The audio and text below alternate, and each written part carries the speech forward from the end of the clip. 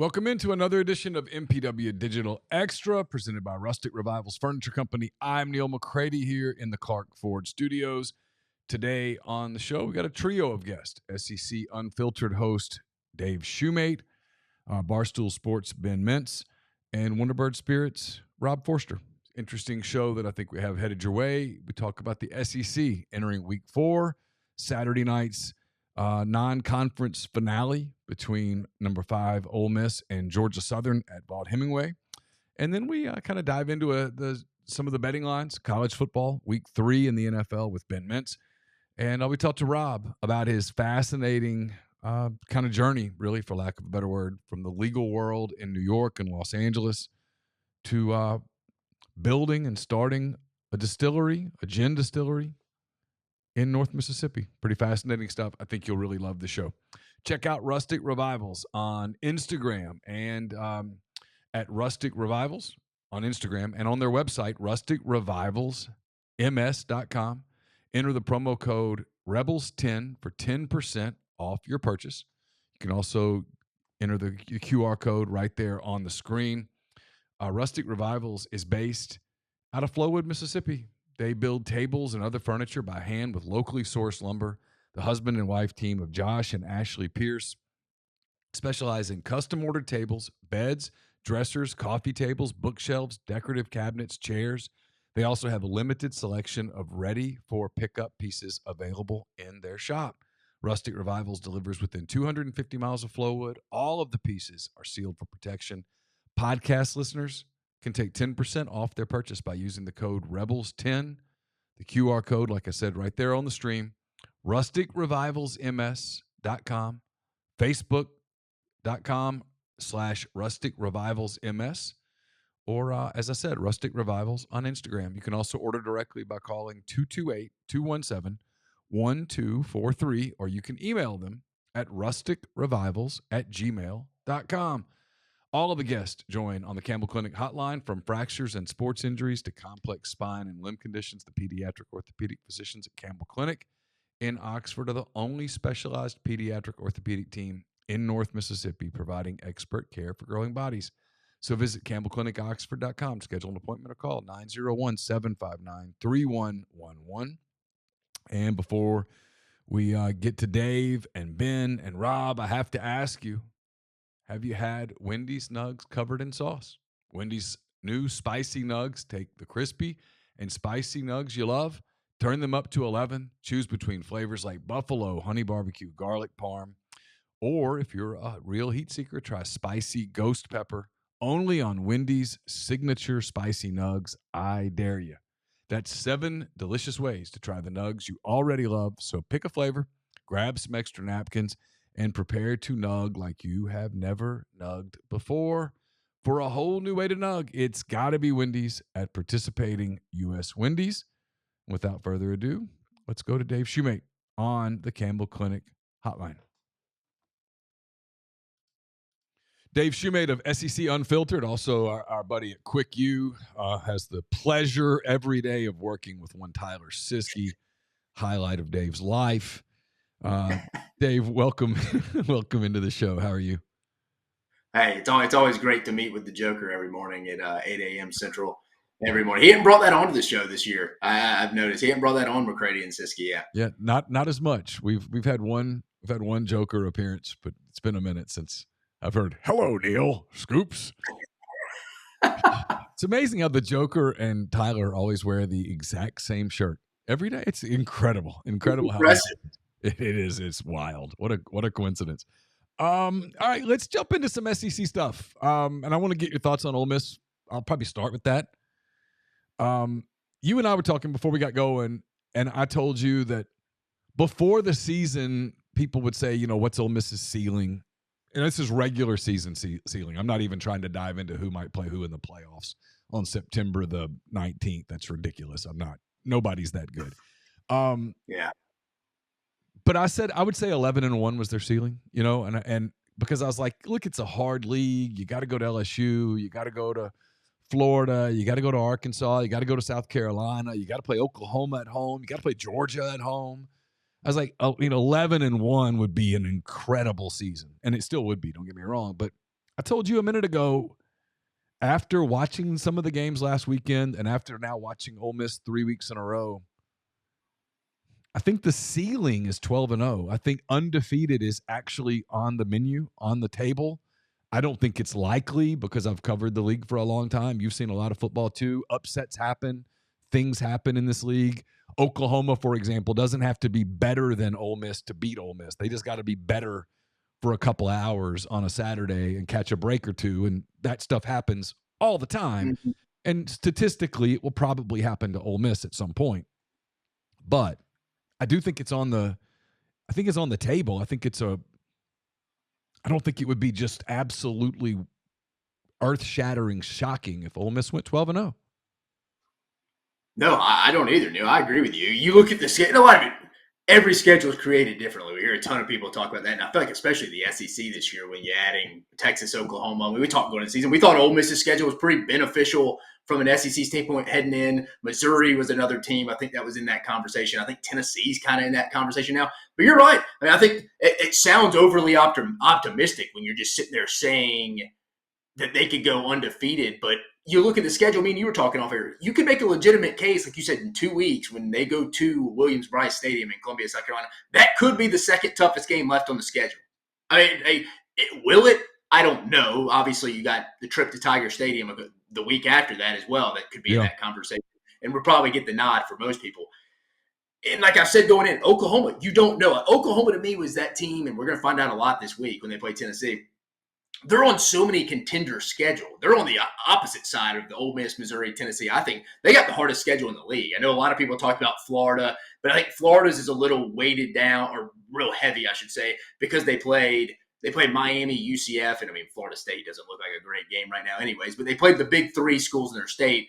Conference schedule-wise, I thought Oklahoma got the toughest conference schedule compared to Florida. They're just a total toss-up. They can make some team schedule either more difficult if they're 9-3, 10-2. I don't think they get to 10-2, but they could be in that 9-3 range. But if they're 6-6, 7-5, not as difficult. But again, you don't know that. Ole Miss gets it at home, like you said. I mean, Ole Miss I think is a better team from top to bottom. Has less question marks. But on a given Saturday for 60 minutes, yeah, they can go beat anybody on their schedule. But I'm with you. I don't think it's wild, Neil. You just say I would agree with you if when you're talking ceiling floor for Ole Miss right now. I'm with you. I would say ceiling 12-0 from the 12 regular season games we know. Floor, you didn't ask me this, but floor 10-2 as we stand right. I mean, I'd be shocked right now if Ole Miss lost 3 games. I mean, would you? Yeah, and before the season, I was like 8-4 is kind of the floor, and now I'm like maybe. And look, this is what beat writers do. If you do what I do for a living, I'm not defending me here because God, I'll make fun of me all the time. But when you cover a team day in and day out, you search for the warts, unless you're an absolute homer. And there are some of those. And those people, I mean, look, if you're the guy that every single year goes, yeah, Ole Miss is going to win the national championship, they're going to win the AFC East. Oh, okay, well, you have no credibility the one year that they happen to do it, right? I mean, if you're the guy that's like, hey, I don't know how Patrick Mahomes is going to stay on his feet against Ole Miss on Sunday. You're an idiot. So you're pandering. So I don't ever do that. So I look at it and I was like, I'm trying to find weaknesses. I was like, I'm not crazy about their running attack. I thought losing Judkins was going to hurt more than it did. I was a little skeptical about some of the offensive line stuff. I think I'm wrong.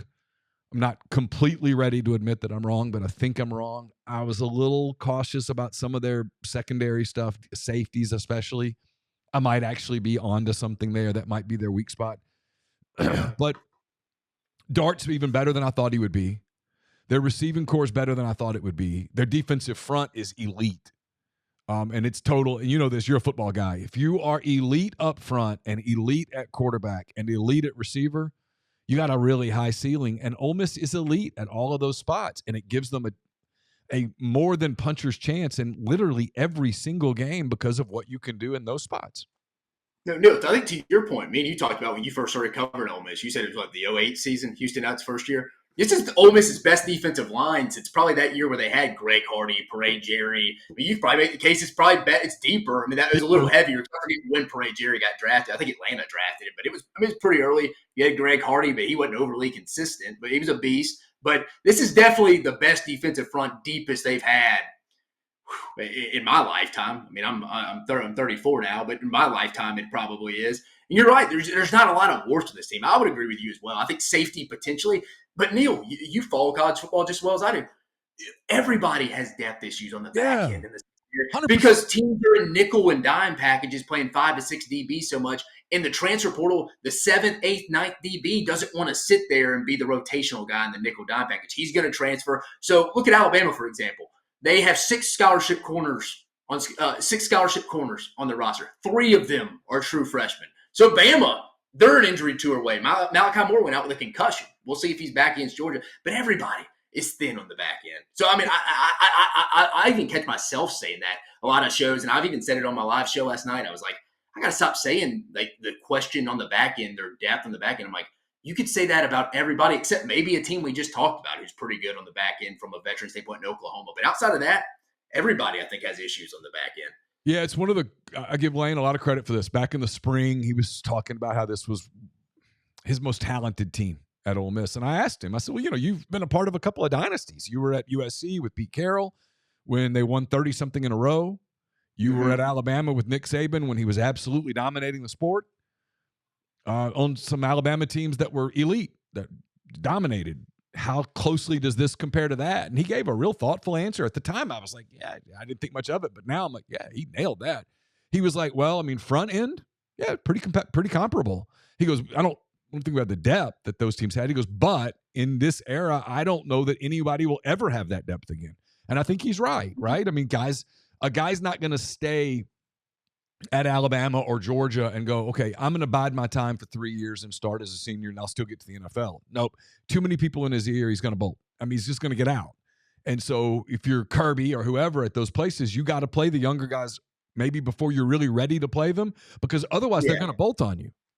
Yeah, the Quinnen Williams of the world that developed his last year, redshirt junior year at Alabama does not exist anymore. And maybe that's too absolute for me. But for the most part, 99%, like you said, you don't have your guys sitting back there. Yeah, I'm going to sit behind Jonathan Allen or for Ole Miss, Walter Nolan at this point. I'm just going to, I'm going to bide my time. I'm going to keep developing, go to class. You know what? I enjoy being here. It's like you said, there's too many people in their ears. It's too easy to leave now. Yeah. So like you said, you don't have that. That doesn't happen. I mean, look at Georgia getting taken down to the wire to Kentucky in Lexington. Granted, that game's always a pretty close game, but that was different on Saturday. That wasn't just your, all right, Ole Miss or Georgia's up 8 going to the 4th. They end up winning by 15-17. You know what? Closer we thought. I mean, no. I mean, I thought Stoops should have went for it on the 4th and 8. Got to give you a chance. You're a 24-point dog. Kentucky could have won that football game. They had the ball with 30 seconds, no timeouts to go win the football game. A lot of that was because Georgia was so banged up on defense and did not have the depth. I mean, they're 3 or 4 injuries away from, we're going to go play Kentucky down to the wire. A team that just got shellacked the week before against, I think, solid South Carolina team. But again, it's not on Georgia's level. So, depth-wise, everybody has massive issues, I think, on the offensive line and in the back end on the secondary because you play so many guys now. There's a lot of things I want to get to. I want to get to this one because I want to get to Florida in a minute and what you think is going to happen there and all that stuff. But I do want to talk about Tennessee, Oklahoma. Huge game for OU. First SEC home game. First SEC game, period. Tennessee comes in. Tennessee, to me, like, I do this thing in my 10 Weekend Thoughts every Sunday where I said, I don't have a ballot, but if I had a ballot. And actually, in my if I had a ballot thing, thought about Tennessee at number 1. They have looked so good. They're very good up front on defense. They have weapons at receiver, and the quarterback's a special player. People keep trying to like nitpick him, and I'm like, dude, this kid looks legit now. So what do you expect in Norman, Tennessee, and Oklahoma? It's kind of fun, Neal. I don't know if you're a wrestling guy, but I feel like this seems like a WWE type. I don't know, like last year, The Rock, Cody Rhodes coming in, they're hyping this up. Heupel's coming back to his old team. The offensive coordinator for Oklahoma was his starting fullback on the 2000 National Championship team that year. They beat Florida State. Brent Venables was the defensive coordinator. So many storylines to come in. I saw he was trolling a little bit, saying, I respectfully think they'll be quiet just for me. Bob Stoops already putting out some kind of notice, statement this week, kind of trying to get ahead of it. You hear there's bad blood.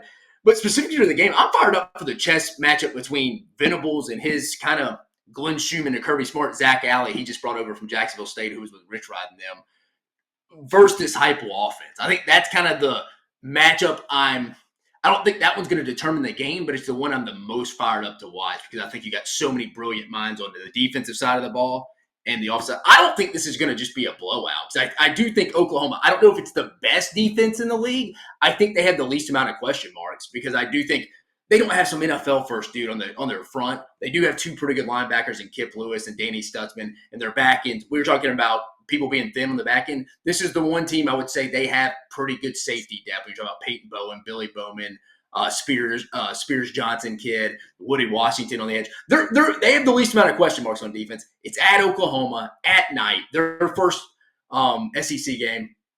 I don't know. I think the line I would take here is probably Oklahoma in the first half. I do think in the second half, Tennessee will ultimately take over the game. And the reason why is the matchup I'm excited about is Oklahoma's defense against Tennessee's offense, but I think it's going to be determined with how good that Tennessee defensive front is against that Oklahoma offensive line. That Bill Bedenbaugh, the offensive line coach for Oklahoma, has had a lot to work out. It's going to be on the shoulders of Jackson Arnold.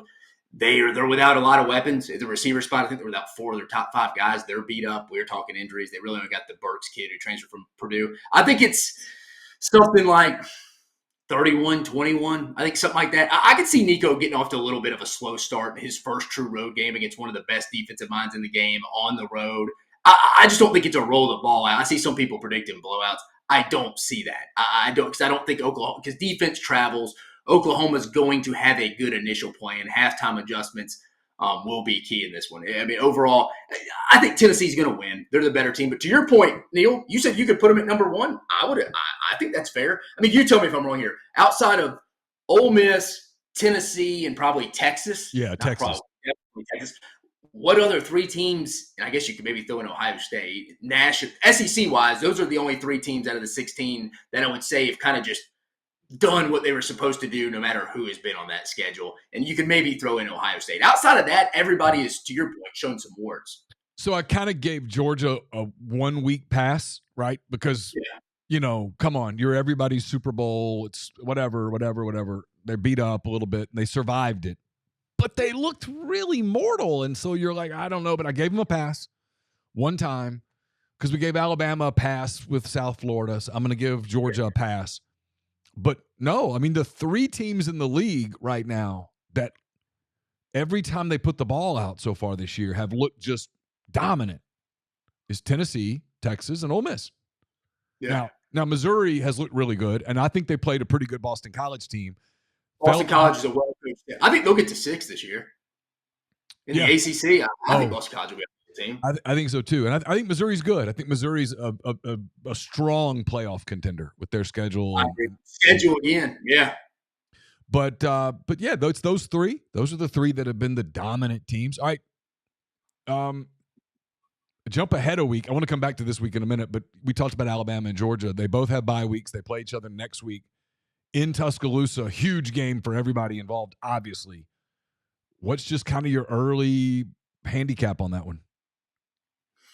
Man, I haven't dug deep into that one because we've done all our previews on the SEC Unfiltered. Obviously, like you said, it's in the back of your mind. You're thinking about it. What's Georgia's health issue, though? I feel like we don't really know. You saw Tate Ratledge, probably their best offensive lineman, at least top two. He's got an ankle knee injury, got carted off against Kentucky. I don't think he'll be playing against Alabama. They said they're probably maybe trying to get him back for their Florida game when they're in Jacksonville. I mean, tell me if I'm wrong here, Neal. Does Georgia have an offensive weapon that you sit there if Neal McCready is a defensive coordinator for McCready State and they're playing Georgia? Is there really anybody on Georgia's offense where you're just like, yeah, we got to go game plan for that? They got good players. I'm not saying that. But there's no obviously they weren't going to replace Brock Bowers. But him and Ladd McConkey own the middle of the field. They have nobody that does that right now. So there's not really – I mean, their best playmaker to me on offense through 3 weeks is probably Trevor Etienne, the running back out of the running back from Florida, who transferred from Florida, and Nate Frazier, the true freshman running back. They signed from Modern Day. It's probably been the two that stood out to me from a playmaker standpoint. Receiver-wise, not bad, but no one really scares me. Now, to the other side of that, Alabama, they look really good against Wisconsin, struggled against South Florida, but every week you go back and watch the games against Alabama, they are letting people run wide open. And just teams like Byron Brown in South Florida, They're facing Wisconsin's backup in Locke last week. Those teams can't take advantage of it. Carson Beck's good enough to go take advantage of it, even with guys like Dylan Black, Dominic Lovett, like that, even if they aren't dudes. So if Alabama's busting on the back end, that would be my concern. On the other side, I do love how Nick Sheridan and Kalen DeBoer are truly embracing Jalen Milroe as a runner. I feel like it took them forever to finally adjust to that last year with Tommy Rees and with Coach Saban still being there. Kind of took till the SEC championship game where they ran out the clock, didn't let Georgia get the football back when they started running Jalen in between the tackles. This year they're incorporating that. I think they may have the best interior offensive line with Parker Brailsford, who transferred from Washington, Tyler Booker, who can line up anywhere, probably the most versatile guy, and then Jaden Roberts at right guard. If they can stay healthy, if Jalen Milroe can stay healthy, all four of those guys, they're going to be tough to stop in that interior run game. Again, they kind of still feel a little boom or bust, though, don't they, Neal? A little offensively. It's like I don't see them going to get 11, 12 play drops. It's, hey, Jalen may take a bad sack, but you know what? They're going to go bombs over Baghdad and try to go score again. There's no intermediate passing game with them. It's Jalen Milroe's running. We're taking shots. That's what it is with them. Go ahead. Sorry. Yeah, we have AJ McCarron on every Monday on McCready, and he's pretty critical of Milroe. Like, he holds the ball too long. He's thinking big play all the time instead of taking what the defense gives him. And then on the other side of that, and again, this game's still a week away, but I do think it's interesting. Kane Womack's got 2 weeks, and there's nobody on that Georgia side that he's got to go, all right, we got to be really limited here because we can't let this guy. There's not that guy. And then if Bowers, like you had to bracket him. He just would dominate and win games himself at the tight end spot. And so it limited your menu, what you could do defensively. Yeah. And I think Kane's kind of unlimited a little bit. And if Beck's shoulder's a problem, if he can't throw the deep ball, if he's doesn't have the same zip on it, man, you sky's the limit a little bit in Tuscaloosa. Kind of early on. I would have never thought this in July. It's why as much as everybody loves the preseason, I kind of hate it because you give a lot of opinions that end up being wrong because you're not informed yet. I think I like Alabama next week. As of this moment, as we sit here on September 17th, on Tuesday, the week before, I would agree with you. I'd lean Alabama right now. Again, I don't know what Georgia's in. We won't know, really, because they're not going to be. I mean, you'll have the injury report come out next week that the conference mandates, but I'm with you. I don't know. At the end of the day, I can see Bama winning this game, but at the end of the year, Georgia being the better team, if that makes sense. Yeah. That makes sense, but I don't know. I'm with you. I would lean Alabama. Right now, it being at home is critical. I will be interested to see if Georgia can't get people back up front on the defensive line and the interior between Michael Williams, Tyrion Ingram-Dawkins, Warren Brinson, guys like that. Alabama will be able to run the football at them, and then that opens up when they bring that safety down, Georgia. There's going to be those shots where the intermediate passing game will be irrelevant for Jalen Milroe. So that will be key. Can they stop Jalen Milroe in that interior run game, and can Alabama limit the bust on the back end? Because they've busted every week. It's just I don't think they've played a quarterback yet that's been able to take advantage of it. I said last week that I thought Florida Texas A&M wrestling parlance was a loser leave town match. Like the loser gets unmasked and has to leave. Florida got unmasked. They're bad. It's I don't think it's survivable for Napier at this point. I don't think it's realistic. I don't know how much longer they give him.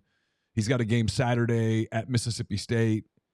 How do you sort of see this Florida situation playing out over time? Isn't it wild, Neal, that Florida's a 6-point favorite at Mississippi State this week? It shows you how bad Mississippi State is. It does. But for Mississippi, for the specific, you're right. I mean, it's not a matter of if, it's when now. Is it Sunday if they lose to Mississippi State going into a bye week? I mean, if he loses to UCF off the bye week at home, they're not going to take too kindly losing to UCF twice, 2 times in a row, going back to 21 when they lost to them in the bowl game. I think that would kind of be the 2-week games that would kind of get it rolling. In today's game, how early do you get it going? I mean, what if he beats Mississippi State, they have a bye week, and he beats UCF and they're rolling into Knoxville? They're not going to beat Tennessee, but no. Do you fire him after losing to Tennessee on the road? Maybe if it got real early. Just when do you do it if it's not either this week or after the UCF game? It's so complicated now because, like, you look at it old school, you could fire him whenever. Like, whatever. Doesn't matter. Fire him, promote a coordinator, get Steve Spurrier to come back, give you some juice for a few weeks, whatever. But now, the signing period's in December, early December. Yeah. Some of the coaches that Florida fantasizes about, Lane Kiffin, Eli Drinkwitz, there's a decent chance that one or both of them are in the playoffs, which means they're coaching till at least December the 20th and maybe well into January. I mean, if you make the playoff and you win one game, you're in January. Correct. So, I mean, yeah, could Ole Miss win a playoff game? Of course. Could Missouri win a playoff game? Sure. And so all of a sudden, those kinds of coaches, if you're going to still pursue them, you have to admit, hey, we're going to give up a complete year.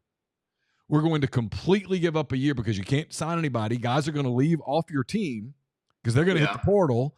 And then the portal's going on while the playoffs are going on. I think it gets really complicated on how you do this. And it's why, and I'm not being critical of media that cover Florida. I don't know that some of the media, not all, but some of the media that's covering Florida are covering that story are completely understanding the nuances of a new era where if you're Florida, you might not be able to shop in those lanes because you don't have time. You might have to shop in a different category for a coach because the date of their Florida State game, whenever that is, if that's the last day of the schedule, you really need a body in that seat pretty damn soon after that, like in the next few days, unless you're willing to take a really big picture view and punt a year.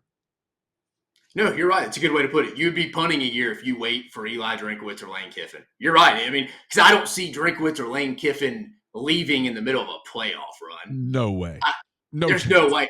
Honestly, that would go against really anything a coach is saying. You're willing to leave because again, I think Ole Miss has a legitimate shot to go compete for a national championship. It's not just like they're the group of 5 rep and they're just happy to get in the tournament. Like maybe Ole Miss basketball would be. It doesn't really have doesn't think like if Ole Miss would have made the tournament basketball last year, they just would have been fired up to make the tournament. There wouldn't have been any real Final Four expectations. So, but Ole Miss makes the playoffs this year in football.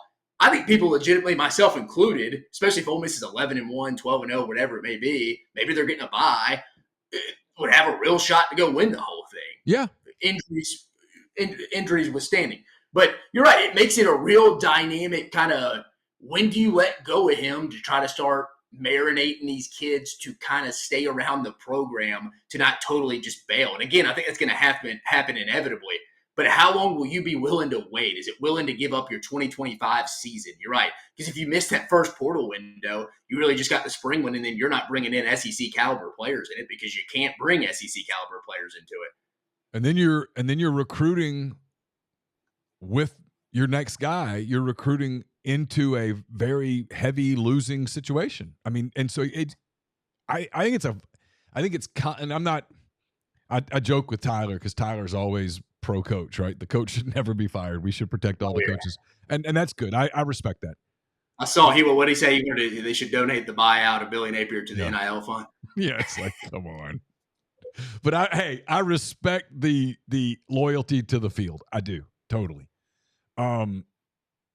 That said, it's complicated calculus. I mean, giving Tyler his due from a pure practical, logical, 2 words that really don't apply to college football, practical, logical standpoint, he's right. I mean, your best bet. I mean, like, I'm going to ask you about Arkansas Auburn in a minute. Hunter Yurachek was at the Little Rock Touchdown Club earlier in the week, and he's like, hey, really need all you guys to give us $100 a month of your expendable income to our NIL program. And if you all do that, we got a shot to catch up in this. We can be Ole Miss. Yeah. Yeah. And I mean, you're like, wow. But I mean, Florida took $26 million that they've raised to buy out Billy Napier and bought players with it, stands to reason they'd be a better team. But it doesn't work like that. So it's a really complicated calculus for them. All right. This week, I think a loser leave town match is in place a little bit. Arkansas at Auburn. Huge game for Sam Pittman. He got blown out in this game last year. He blew a game at Oklahoma State. They didn't look good last week against UAB. Hugh Freeze made a quarterback change. They didn't look particularly good from what I've heard against New Mexico until maybe late in the game, and New Mexico's bad. 2:30, Jordan Hare, all that stuff. What do you kind of look for in that game? Razorbacks and Tigers. I know. I think you're right, Neil. It's a very I think the best way to put it is the loser of that game all their goals and aspirations for this specific season are gone. Yeah. Because again, I thought Auburn's goal going into the year should have been 8 wins. I think the schedule's very manageable. Again, Cal, give them credit, they beat Auburn. I still don't think Cal. They're better than I thought. I still don't think Cal's some great, phenomenal football team. No. But you lose to Arkansas at home. Auburn's on that fridge of being 5 to 6 wins. You lose to Arkansas because then. You got Oklahoma, who could easily beat you next week at home. Then you go to Georgia at Georgia. You had won since 2005 in Athens. I don't think they end that streak this year. You go at Missouri. That would look like a loss. Kentucky, the over-under in that game, maybe 28, 30 points. I don't know about that one. And then at Alabama, you still got Vandy at home. You think you'd have a good chance to win that one. Again, the schedule's manageable. A&M, Bama to finish the year, but you lose that game. You lose to Arkansas. Auburn's legitimately staring at 6-6, 7-5. And I said this last year, and some Auburn fans don't like it. I thought Hugh Freeze underachieved last year. They shouldn't have been 6-7 last year with that schedule. And again, I know one of those was the bowl loss that he claims he was too busy recruiting to worry about the game plan that week. But it is what it is. I thought they underachieved from that. Sam Pittman, it almost feels like Arkansas is ready for some kind of just fresh start. Somebody we like Sam. We'd have a cold beer with Sam. Great guy. We'd have a beer with him in his lake house. But I think it's pretty easy for him. He needs to win this one. I said going into the year, he needed to win one of those first 2 road games, either at Oklahoma State, they let that one slip with a horrific second half performance, or this one at Auburn. They have to win this one if they want to get to 6, in my opinion. Because Neal, you know as well just as I do. You're at all these press conferences. You have to have some kind of momentum within your program now, or kids start to check out. That's what happened to Arkansas last year. Guys that are at Ole Miss now that were at Arkansas. If you follow Ole Miss and Arkansas, you probably put the names together. We're holding out injuries they probably could have played in because they didn't want to risk any more injury because they knew they were leaving. When it's starting to get bad middle of the year, everybody starts to look out for number one. I feel like it's kind of just society now. It's individualistic society. People start to look out for number one. You have to have internal momentum now. It's not just like first-year head coach. We'll be here for 3 or 4 years, guys, as a player. I'm graduating. I love Auburn. I love Ole Miss. I'm going to fight for them. No, you can transfer as many times as you want now. These guys are going to start looking out self-preservation. That's what it is. So you have to build some kind of momentum within the year. The loser of this, I don't see that. I think a lot of your goals and aspirations are gone. I think this is bigger for Hugh Freeze, though, because year 2, I think it is what it is for Sam Pittman. Year 5, people expect 6 wins or you're gone. Hell, some people think he may retire at the end of the year if they won 8. So I think that is what it is. Hugh Freeze would be a rough start if you start off 2-2, 0-1 in SEC play in year 2, when I think you fully should win 8 games with that schedule. Would be really disappointing, and people will be looking at, hey, why didn't we bring in another quarterback? And I get Hugh's argument. I think this is fair. Hey, I don't think we were just a quarterback away from going to compete for an SEC championship. But at the same time, Peyton Thorne's not a good quarterback. I have questions about Hank Brown. He can't move in the pocket, and Auburn can't protect. Travis Williams was in 0 coverage last year. He was in cover 0 at Arkansas in 60 snaps. Sam Pittman said at SEC Media Days. They are going to bring the house at Hank Brown this week. I don't think he can move. I'd like Arkansas to win this game. I can see it by double digits, too. Wow. Yeah. Wow. I'm not going to say it's 42-17, but wouldn't shock me if Arkansas won this game 34-24. I got to be honest. If you told me the football gods dropped in here right now and said Arkansas 34, Auburn 24, I'm telling you that I don't think Hugh Freeze is at Auburn much longer. I don't think you can go lose to Cal at home and lose to Arkansas at home, knowing the games that are still left on your schedule that you just chronicled, including rivalry games, that fan base. And it doesn't matter whether a fan base's expectation is realistic or not. Expectations are perception's reality. Their perception is that they should be on the same level with Georgia and Alabama. And they're not. And if you lose to Cal at home and you lose to an Arkansas team that, in this scenario, if you gave Arkansas a win over Auburn on the road, Arkansas would probably start talking about a 7-win ceiling, right? So correct. Let's give them that for kicks and giggles. 7-5 Arkansas going to the Liberty Bowl, Music City Bowl. They went into Auburn and beat you? Cal went into Auburn and beat you a year after you lost at home to New Mexico State?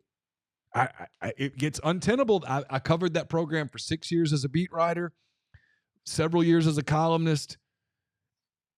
And I'm not saying they shouldn't have a high opinion of themselves. I don't mean this in a critical way, but they have a very high opinion of themselves. They believe they should be something higher than that. And that deal gets weird if you recruited Thorne, you went through spring, you made Thorne the quarterback, you went through the offseason, you made Thorne the quarterback, you told everybody that he was going to be so much better because he had all these weapons. Clearly, Hugh Freeze convinced Nick Saban in July at media days when they talked that, hey, we're going to be a lot better, because Nick Saban goes on the air on game day and says, I think Auburn's going to be a lot better hours before Cal punched them in the face. I think it gets untenable. I think for Arkansas, a win over Auburn gives their program a little juice. I think Pittman's leaving at the end of the year one way or the other. I agree. Yeah. I think a win, though, would give their program a little juice. You see Juracek coming out, starting to really push for the NIL. The other thing I read into that is that they're trying to convince potential candidates that, hey, this is going to be a better job than it's been in the past. And maybe it will, maybe it won't. I don't know. Yeah, no, I said it after they lost to Cal for going back to Auburn. That was a worse loss to me than the New Mexico State one. Because again, you chalk up, you mentioned it when we were talking off air, ULM beating Alabama the first year, right? Stuff happens in first year. A lot of coaches have bad losses in their first year. This one in year two, your first big home game, and the Cal game really wasn't even that close. The Cal was up the whole game. It wasn't like they flukishly came back at the end and beat you. I don't know. I know Arkansas lost Oklahoma State, and it was a terrible second half. And Arkansas, for whatever reason, the last 2 years, plays well, just can't finish games against solid teams. They've just looked better to me. And I know they struggled against UAB. And if they play the way they did against UAB this past week, yeah, Auburn will probably win that game. But I don't think that's going to be the case. Again, Travis Williams played at Auburn, coached at Auburn. They're going to have a chip on their shoulder coming in. I trust Taylor Green. I trust Bobby Petrino more than I trust Hank Brown, that Auburn offensive line, and Hugh Freeze and them calling plays. I mean, you're right. I know a couple people at Auburn. All season, Neal, I'm not afraid to say this on your show, they were talking Peyton Thorne like he's like Jake Fromm, man, a guy that I talked to that had been in Georgia with Jake Fromm. They're like, yeah, I mean, he just reminds me of Jake Fromm in his preparation. He's a good leader, first one in the building, first one out the door. But nothing about on-field performance. And it is interesting. Like, what were y'all seeing in summer workouts and just spring ball that were just like, this is our guy? And again, I wouldn't say go break the bank for a quarterback if you don't really think you're going to go win the SEC. I don't think they were good. They have so many holes. Defense was bad against New Mexico this past week. But you can't be putting that out there. And I think me and you both agree. I mean, they'll probably be giving away Auburn fans' firstborn children for a quarterback in the portal this offseason. They're going to have to. Yeah. I mean, I don't know. I think there are certain programs where you can't afford to punt a program, and Hugh's rolling the long-term dice that he's got all these recruits coming in, and he is recruiting at a really high level, no question. But it's different now because, yeah, in the old days, you brought those kids in, and they were going to be there 3 years, right? Guys, you're in a red shirt, maybe. Now, I mean, guy comes in, hell, he can decide in the middle of September, first semester. Well, they've recruited well. Look at all those. It's probably arguably, again, I mean, Auburn traditionally doesn't have just a Hall of Fame list of wide receivers. I mean, granted, you can make a case Sammy Coates maybe, or Ben Aromashadu, or the guy in the 90s that played with Damian Craig was their best. Frank Sanders was maybe their best receiver of all time. Auburn doesn't traditionally have that. But this room with as young as it is, with Perry Thompson, Cam Coleman, you can make arguably maybe their most talented wide receiver room they've had. Like you said, it's easy to lead now. Like, you don't think Alabama's calling some of those guys on the back behind closed doors? Georgia calling those guys? We talked about Georgia not really having many weapons. They certainly could use one of those guys that are freshmen. There's nothing holding those guys there. And Neal, question for you. What do you think for Auburn's recruiting so well right now in state? What do they got? 9 out of the top 10 kids in the state of Alabama committed to them. How much of an impact do you think in today's game now with players being paid, NIL, stuff like that? How much do you think that matters compared to like in-season momentum? Do you think kids are kind of like, hey, I'm getting paid at Auburn. I know their year 2 should have been better. Maybe they're 6-6, 7-5. Wasn't the year I thought they would have or what they told me they would have. But you know what? I'm going to stick with it because I'm getting my X amount of money. Whereas in years past, it may be like I'm just getting my scholarship room and my cost of attendance check. But you know what? They weren't very good on the field this year. I'm going to bail. Like, do you think kids are more loyal now because of the NIL more so than they really care about the on-field momentum? I think it's a little bit of both. Obviously, you get paid. There's a package. You've agreed to it. There's some momentum. You put the bumper sticker on the car, etc. But the L's pile up, especially bad L's, right? Those pile up a little bit, and other schools get in their ears and then go, and now you can go, hey, what's the package? $200,000? All right, we'll give you that. Yeah. We'll give you $200,000. Come here. Look at us. We're winning. You want to play in the playoffs? Do you want to? I do think it becomes a more difficult sell if you're losing. That's just the way it is, and especially at a place in this league, man, where like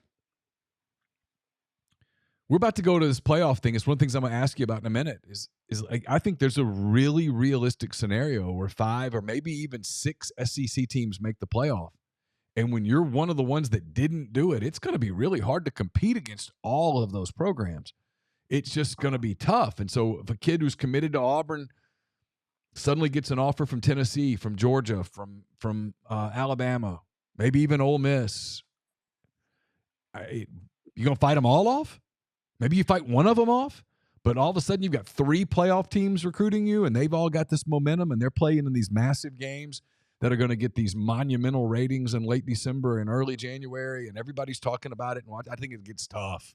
I think it's really and all your head coach can promise you is if you're a receiver, for the example we're talking about, is like, hey, I promise you, we're going to go get you a quarterback this offseason. And he's like, I don't know that. I mean, we may. Again, I don't know what the transfer portal quarterback market's going to look like year to year. Yeah, and Tennessee goes, well, I'll let you catch balls from Nico.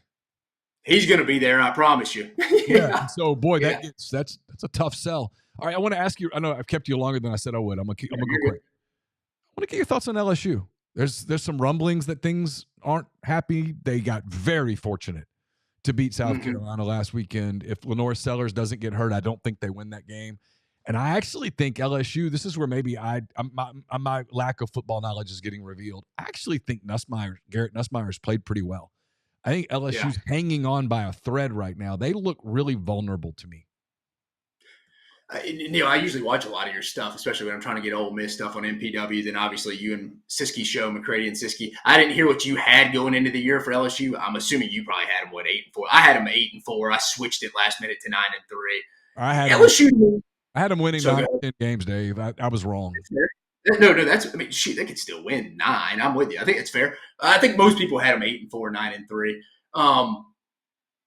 I wasn't that disturbed about them after the USC game. I thought a little bit was they had numerous opportunities in that USC game, the Southern California game, in that Sunday of Labor Day weekend, where to your point with Garrett Nussmeier, I feel like they got the ball back with a lead up, 4, I think, towards the end of the third quarter, middle of the third quarter, 2 to 3 different times they got the ball back with the lead.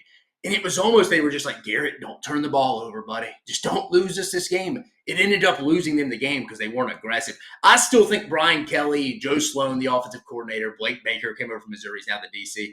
I still think they're all just kind of trying to figure this out. LSU kind of is what I thought they would be this year, randomly. That's one of the few predictions I think I was right. I think some people thought they would maybe go compete for the SEC. I know they're 1-0 in league play. I don't think they're going to legitimately compete for a spot in Atlanta or even the college football playoffs. Again, I think they're 9-3, 8-4.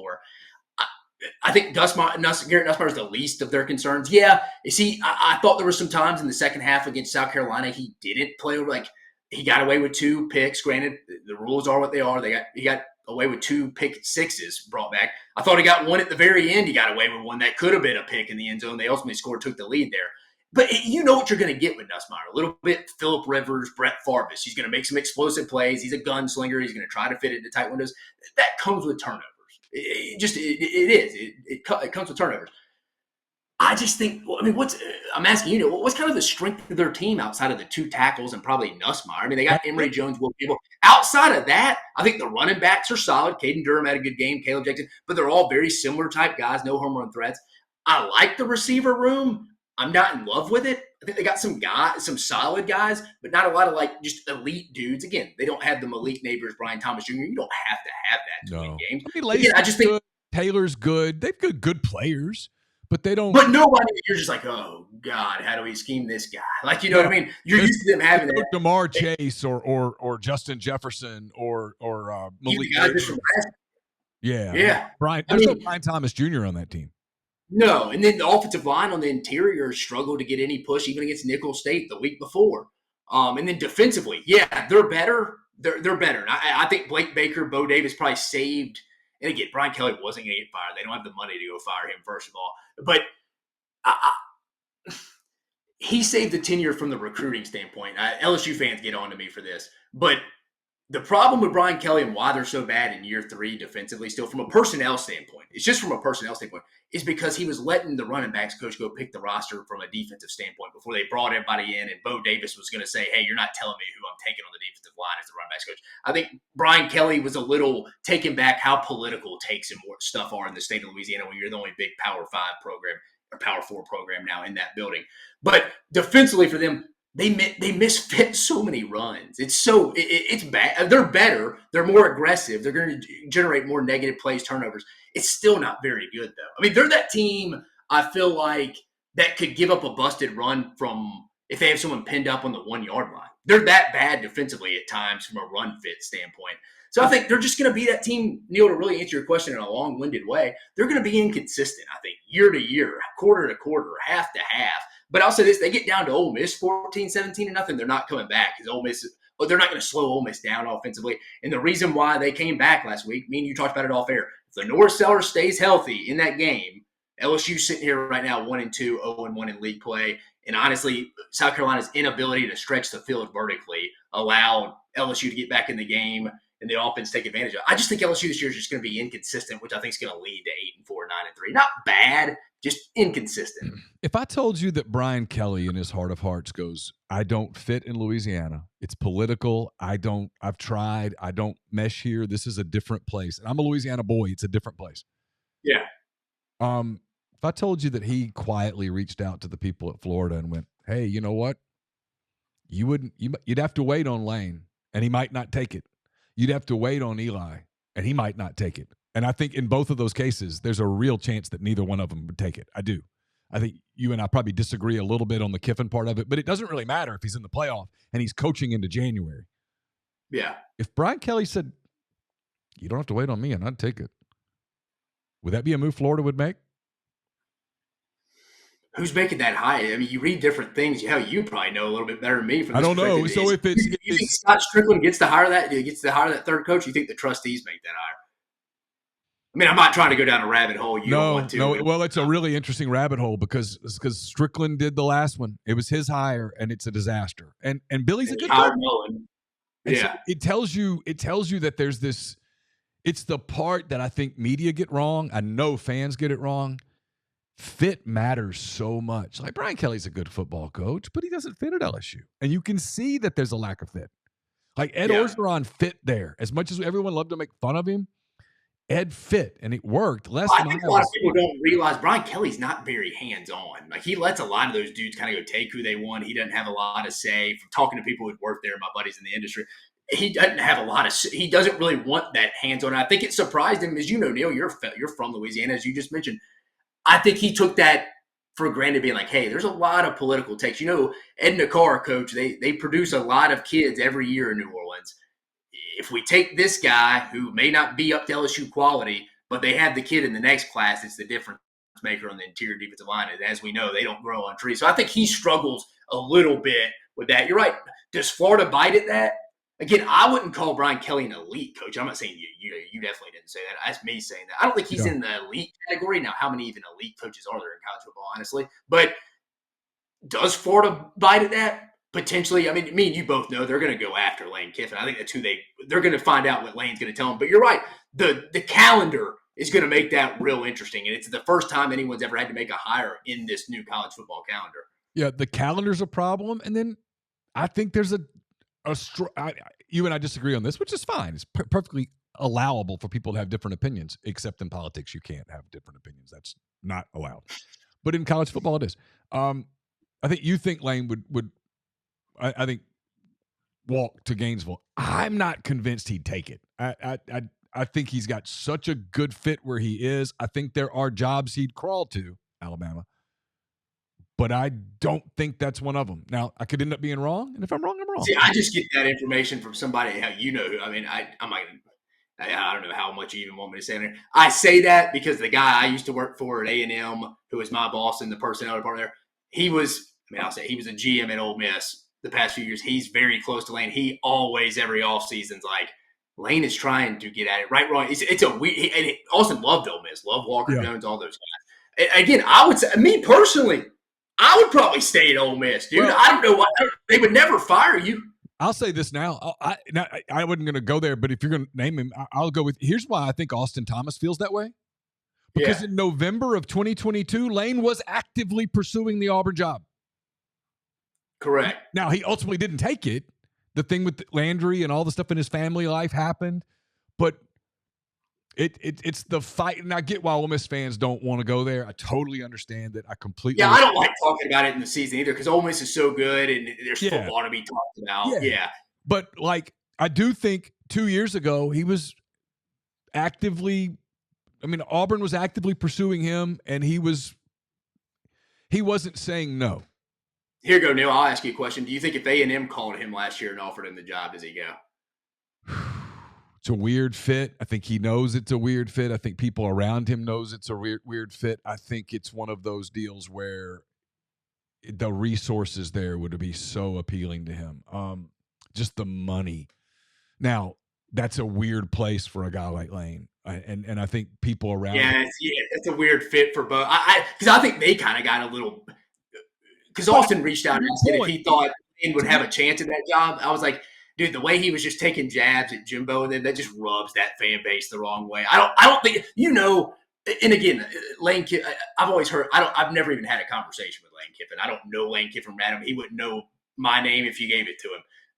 But I've always heard he's – you've had way more conversations with Lane Kiffin than I've ever had. Always heard he's 5 years. A little weird. He doesn't fit in with A&M. Again, now maybe he thinks I have all these resources and stuff here I can go. And I think he would win big at a place like A&M with all that stuff. It's like you said, it'd be a very – I don't know, A&M wants that – they want to win on the field, but they also want a coach that kind of fits into the culture as well. It's why one of the things that happened with Auburn, I think, is there were people in Lane's life who told him, hey, this Auburn thing, man, is not a good fit for you. Because Auburn wants to win, but they kind of want to win a certain way, and they want a coach that does. I think you said it best with regard to. I think this is. I don't know how I remember this 2 years ago. That's one thing in life I do have is a strength, is I have a pretty good memory. I think I remember listening to your show. You said it best, or somebody on your show said it in regard to Lane Kiffin and that Auburn job and Hugh Freeze. Lane Kiffin doesn't want to come out there in the middle of November and December and light the Christmas tree lights. Yeah. Hugh Freeze would light everybody's Christmas tree for them in Lee County if you came and asked the guy to do it. Yeah. Like you said, you covered Auburn. I worked at Auburn for a year. They want their coach to be a part of the community. Yeah. They love guys that are a part of it. Like, sure, they would take Nick Saban because they'd win, but Nick Saban's not your cuddly guy that's going to go out to Toomer's Corner and light the Christmas tree up either. He's not going to go out there with a smile doing it. Hugh would sit out there for hours talking to people. Well, there's a picture of Lane when he lit the Christmas tree in Oxford, and he looks like the Grinch is there. I mean, did he have the hoodie on like this? Yeah, he just didn't want to be there. But I think what's interesting about Lane is and this is why someone like Austin would think what he thinks, and it's really an interesting perspective for people. Is I think when Lane first got to Ole Miss, he had no intention of being there long. And he's basically admitted that. That first or second year, some of the jobs opened up. LSU opened up. Lane couldn't get him to sniff. Florida opened up. Scott Strickland had no interest in hiring Lane. Those kind of things happened. And then Auburn happened. He didn't take it. Now Landry's here.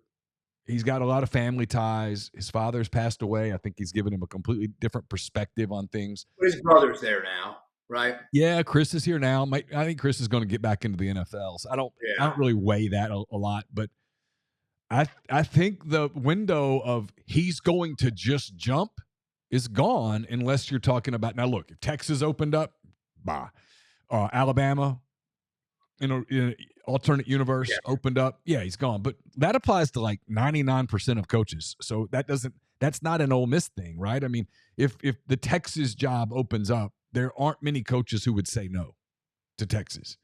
If Alabama opens up, not many coaches say no to Alabama. It's an elite job. If Georgia were to open up and they offered Lane Kiffin the job, he would take it. So would 100% of coaches, right? So I don't really but outside of that, I don't know that I buy it. So it's kind of interesting to watch. It's one of the reasons the Florida thing is going to be really fascinating to me, like what direction they go. Arkansas, to a lesser degree, interesting to see what direction they go. before the season, I thought South Carolina might have an opening. I no longer think that. I think Shane's. I can see Arkansas. You tell me if I'm wrong from talking to some people. If your Chich is still there, apparently if that AD job came up in Florida, he'd try to go get that one too. But yeah. I think he's real. I think they'll make it Arkansas. Hunter will go make Eli Drinkwitz tell them no first. Now, again, if I'm Eli Drinkwitz, I don't know if I'd leave Missouri with the state legislation working with you and NIL and stuff like that to go. I know you're from Arkansas. You were GA there with guys. Me personally, I don't know if I leave Missouri to go to Arkansas. Not today. No. Now, I don't know whether, he's from that area. I don't know whether that would mean a lot to him. I kind of doubt it. The Arkansas names that I'm kind of watching with interest if it comes to this, kind of watching the possibility of them bringing Barry Odom back, keeping Bobby Petrino as the offensive coordinator. Yeah, kind of going with a younger, more energetic guy. Sam's a little older, obviously, a little more vigor in that deal. And then look, they could go a different path. They could go like maybe Alabama has a special season. They go get a Kane Womack, someone like that. The Rhett Lashley thing's kind of sad. I don't think SMU's going to end up being good enough this year for him to get that job. I don't think so either. I think they want somebody that's got real SEC experience. I do. They seem to be hinting at that with a lot of the things that they say. So. Yeah, would they go after me? I mean, this head coach doesn't have SEC. I mean, he coaches an assistant with Nick Saban, but another name I'd heard with Florida and potentially or somebody, Kurt Cignetti. I know it's his first year at Indiana. They came out hot. I mean, it would depend how they finish the year, but he's another guy I think they could get in some conversations for some of these jobs. And a lot of it comes down to two money things, right? How much are you willing to pay the coach? How much staff money are you willing to give? And a place like Arkansas probably can pay more than Indiana. And then this is the Jurecek thing from earlier in the week. How involved are you? How much engagement can you generate for NIL so that you can tell a coach, whoever that coach is, hey, you're going to have this much money to work with to buy a roster? And I don't know the answer.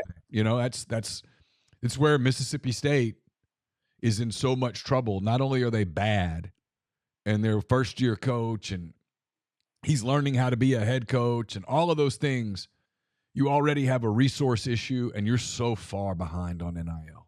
Like you're behind everybody with the possible exception of Vanderbilt. And it's almost impossible, right? So you can get buried in this and it's so hard to pull your way out of the rubble. And that's why, if you're Florida, you can't afford, if you go into January waiting on coaches and then those coaches ultimately decide not to go, man, you could be sitting there with your pants left down by your ankles. Yeah, nationally. It wouldn't be good. Yeah, it's why I don't think that's too big of a risk, right? I mean, I remember a long time ago, the late Mal Moore was conducting the Alabama search, and they wanted Nick Saban. And Nick Saban let them know that he was interested, but he was not going to even have a conversation until after the NFL season ended. And that was like January the 2nd when the Dolphins finished their season. And I know people have different accounts on this, but Alabama ultimately it worked out, obviously. But before it worked out, they did hit the panic button. And I mean, they did go another route, and had that gone a little differently, had Rich Rodriguez said yes, he would have gotten the Alabama job. They would not have waited on. Yeah, it wouldn't be Nick Saban. No, you're right. I remember following that, and probably more in depth than I do about that. I mean, I know everybody blames his wife Rita, but it sounds like it's more in depth than that. Yeah, I think ultimately, unless Rich and his daughter are not telling the truth, which I tend to believe they're telling the truth, it just wasn't. He ultimately decided not to do it, but it was close, I mean, it was, but in today's era, if you had waited on this Nick Saban and then he ultimately decided, no, I'm going to stay in the NFL, that would have been devastating to your. You're right, Nick. I remember I was a junior in high school following it as a big Alabama fan. It was like how long? It took like 40-something plus days after Mike Shula was fired after he lost to Auburn that year. Like, you're right, it took forever. Like it wasn't like you said in today's time. You couldn't afford to do that with the roster. No. All right. Last thing, as of today, we're taping this on September 17th. People will hear this on September 19th. As of today, how many SEC teams make the playoffs and which ones? I'm not going to go 6. I don't know if they give them half the field. I don't think this is a year 9-3 team gets in either. I'll say, so many games still to play. I'll say 5. I'm going to go Texas because I still think that's such a manageable schedule for them. I don't see them losing more than 2 And they look games. great. They look awesome. Yeah, I think Ole Miss is in that. Me and you talked. I don't see any way Ole Miss is at 9-3. I don't see them losing 3 games with that schedule and as well as they're playing. I would say Ole Miss. I would say Tennessee. I think right now is in that conversation. And then I'd probably say a team I'm starting to feel less confident about, not really just because of them. Obviously, they have their injuries. We talked about them playing against Kentucky. But that schedule is brutal. Like, I mean, if they play like they did against Kentucky, you could see them losing potentially 3 games. Again, I don't think you're going to see the same Georgia team that played against Kentucky when they rolled into Tuscaloosa in 2 weeks. I don't think you're going to see that. But, I mean, if they lose to Alabama, all of a sudden the path to 3 losses is there because they're going to struggle. It's hands full in Austin. Their hands full in Oxford. I mean, those are – you could play well and lose those games. Yeah. You get Tennessee at home, which isn't a gimme. No. No, you're right. So, I mean, that's fair. They lose to Alabama. Georgia definitely needs that game more than Alabama does because I think Alabama's schedule is a little more beneficial. I think Tennessee beats Bama this year as we speak right now just because I think it's such a bad matchup for Alabama. But across the board, I can see Bama finishing 10-2 with losses to Georgia and Tennessee. But then my other team, I said I gave you 4. Missouri? I'll probably go Alabama. I think Bama goes 10-2. I think right now, I mean, going into the year, I had them losing to Tennessee and Georgia. I think Bama's going to be a 10-2 team. I still have, like I said, I think their defense a little more bend but don't break. How they play in the red zone will be key this year. But I think they go 10-2. I think Missouri's that team that could get left out if they're 10-2. And I don't think 9-3 gets in this year from the SEC. I just don't. I don't think it's going to be as deep as that. So I would say those 5, Bama being the last one. So who? Ole Miss, Tennessee, Texas, Georgia, and Alabama. But I'm with you. Missouri right there with Alabama for that 5th spot. Yeah, I know we got to go. Missouri's so interesting because their schedule, it's like finding 3 losses on their A&M game is massive for them in 2 weeks? Yeah, they got at A&M, then UMass at UMass. Who scheduled that? Auburn at home, that's a win. At Alabama, that's your L on the schedule. Open date, they get Oklahoma at home. At South Carolina, at Mississippi State, Arkansas at home. There's just not a lot of L's there, Dave. No, there's not. I'm with you. If 9-3 that schedule doesn't get them in. I mean, 10-2. If they're sitting there with Alabama at 10-2, that's 6 SEC teams in real playoff contention. Then you start. I mean, let's be honest too, Neal. Whoever won the head-to-head between Alabama and Missouri would definitely get the nod out of that since they played. Yeah. Hey, great stuff. I'm so glad I got you on. Appreciate you giving me. I appreciate you asking me. Yeah, I appreciate you giving me an hour of your time. It's excellent stuff. Really appreciate it very much. And tell people how they can listen to your podcast, please. Yeah, so it's Dave Talks Ball on the SEC Unfiltered channel. Guys, go like, subscribe, hit that notification bell. I feel like we just got to 15,000 subscribers today.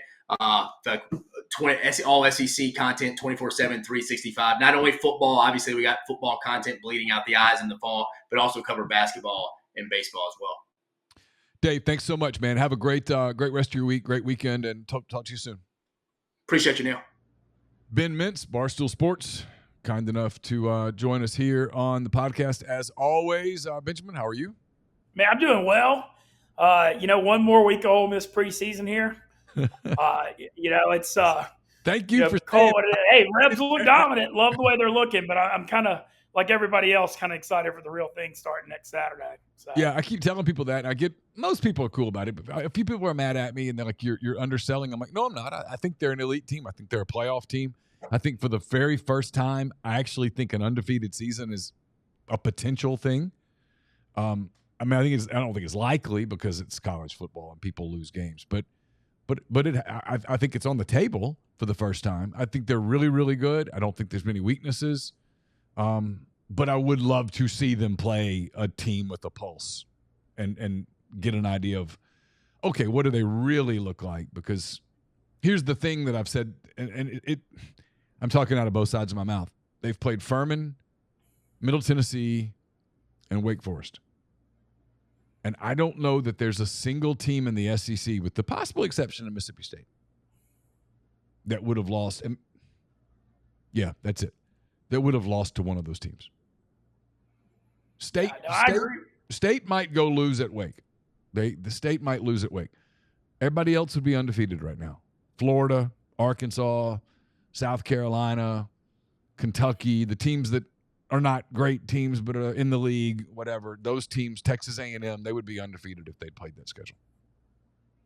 No, I agree, but at least Ole Miss looks dominant doing it, and They do.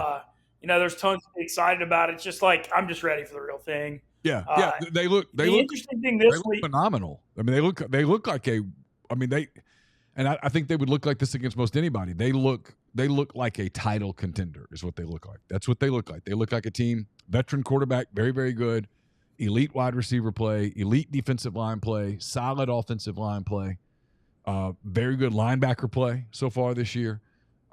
They can a lot of different weapons. They can hurt you in different ways.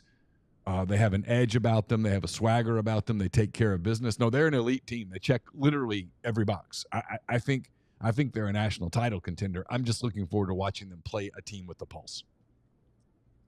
Yeah, that's where I am with it. I want to go ahead and say before we get to these other games, this is the 1 week I wouldn't take Ole Miss against the spread. And I ended up, the line last week was interesting because it was 24.5 all week, and it came down to 20.5 or 20-21 at kickoff. And when I saw it at 20.5, I was like, enough's enough. And I ended up firing Ole Miss when I got it under 3 touchdowns. This is the one I wouldn't necessarily take, Ole Miss, for a few reasons. Clay Helton's close with Kiffin. They go back to USC. I don't think Kiffin cares about running it up on him as much. And then also, remember the Tulsa game where, like last year, where it was this exact week, where Ole Miss, like second half, just let off the gas and ended up winning by 7.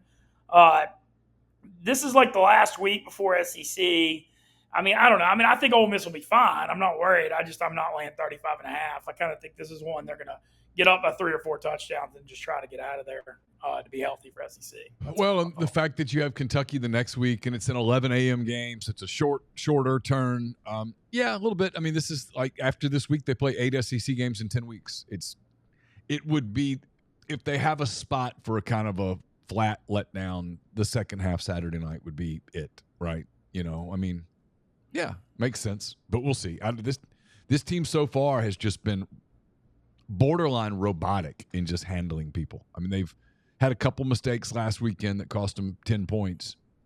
Otherwise, it's 50-3 or 50-6 and whatever. I mean, I have one quick Ole Miss question for you because you're going to know this more than me because you cover it more day to day. What's going on? I know Bentley played at the end of the game. Is he like in the doghouse or something? Like, why is he not getting more? Lane was asked about it, I guess, on Monday. He's third team. That's just where he is right now. He's been out. Okay. He's been outperformed by a couple of guys. I don't get the impression that it's a health thing, and I don't get the impression that it's just an absolute doghouse kind of thing. I just think he's not played as well as the others, and then pass protection for this team is so important. They've got to protect Dart.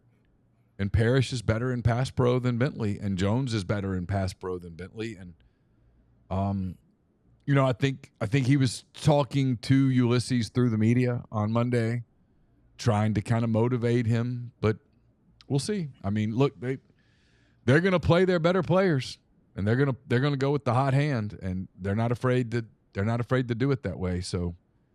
Just because Bentley came into the season as the starter doesn't mean he's going to be the starter. And right now, Henry Parrish is having a terrific year. No, I love Parrish, and I totally am all about that. I'm just surprised, last year Bentley was such a good compliment to Judkins, and so I kind of thought he might be in that complimentary role. But you know what? But you know what? You don't have Judkins, and so he's not. Judkins isn't there to be complimented, right? So you have to have a different kind of back to replace Quinshon, and I think Parrish is more that back. And so, the dynamic is different. So, all right, let's jump into some games. This one game Friday night that I think is interesting. Illinois is at Nebraska. The Illini, an 8-point underdog in Lincoln. Any thoughts on that one? Yeah, I think Nebraska is going to beat their ass, is my thoughts. I think Illinois, they did get a big win as a 4-point home dog against Kansas. In Illinois, the last few years, the one thing they do well, they've had a real good secondary, and their pass defense has been good. But, man, Matt Rule, year two at Temple, tore it up. Year 2 at Baylor, tore it up. Year 2 at Nebraska, now he's got that quarterback. They play good defense. Nebraska's got a great home field advantage. I mean, I think Nebraska wins by like 3 touchdowns. I mean, I'm taking Nebraska here pretty big. All right, we get into the Saturday games. I kind of like Syracuse by 9 over Stanford Friday too. Oh, okay. Oh, I don't. Because that's just such a brutal trip for Stanford. Syracuse kind of has a weird home field advantage in that dome. And I watched a lot of that Stanford TCU where I got real lucky with Stanford to cover a few weeks ago. And I think Syracuse on the dome turf, I don't think Stanford's going to be able to keep up athletically. All right, I'm going to run through some games, and then if there's something that I missed, just stop me and tell me. NC State's at Clemson. It's a big number. NC State's a 20.5-point underdog at Clemson. NC State got just steamrolled by Tennessee. I don't know what that means. The ACC sucks. Yeah, my thoughts on this one. So NC State, did you see Louisiana Tech was beating them for a long time last week? Did for a long time. Yeah, so NC State looked bad week 1 against Western Carolina too. But having said all that, NC State always fights Clemson. This is one of those, you know how football is. There's just some matchups that invariably give people trouble, like every time Georgia goes to Lexington, Kentucky is another example. And so I'm leaning NC State plus 20.5 just because that's a lot of points.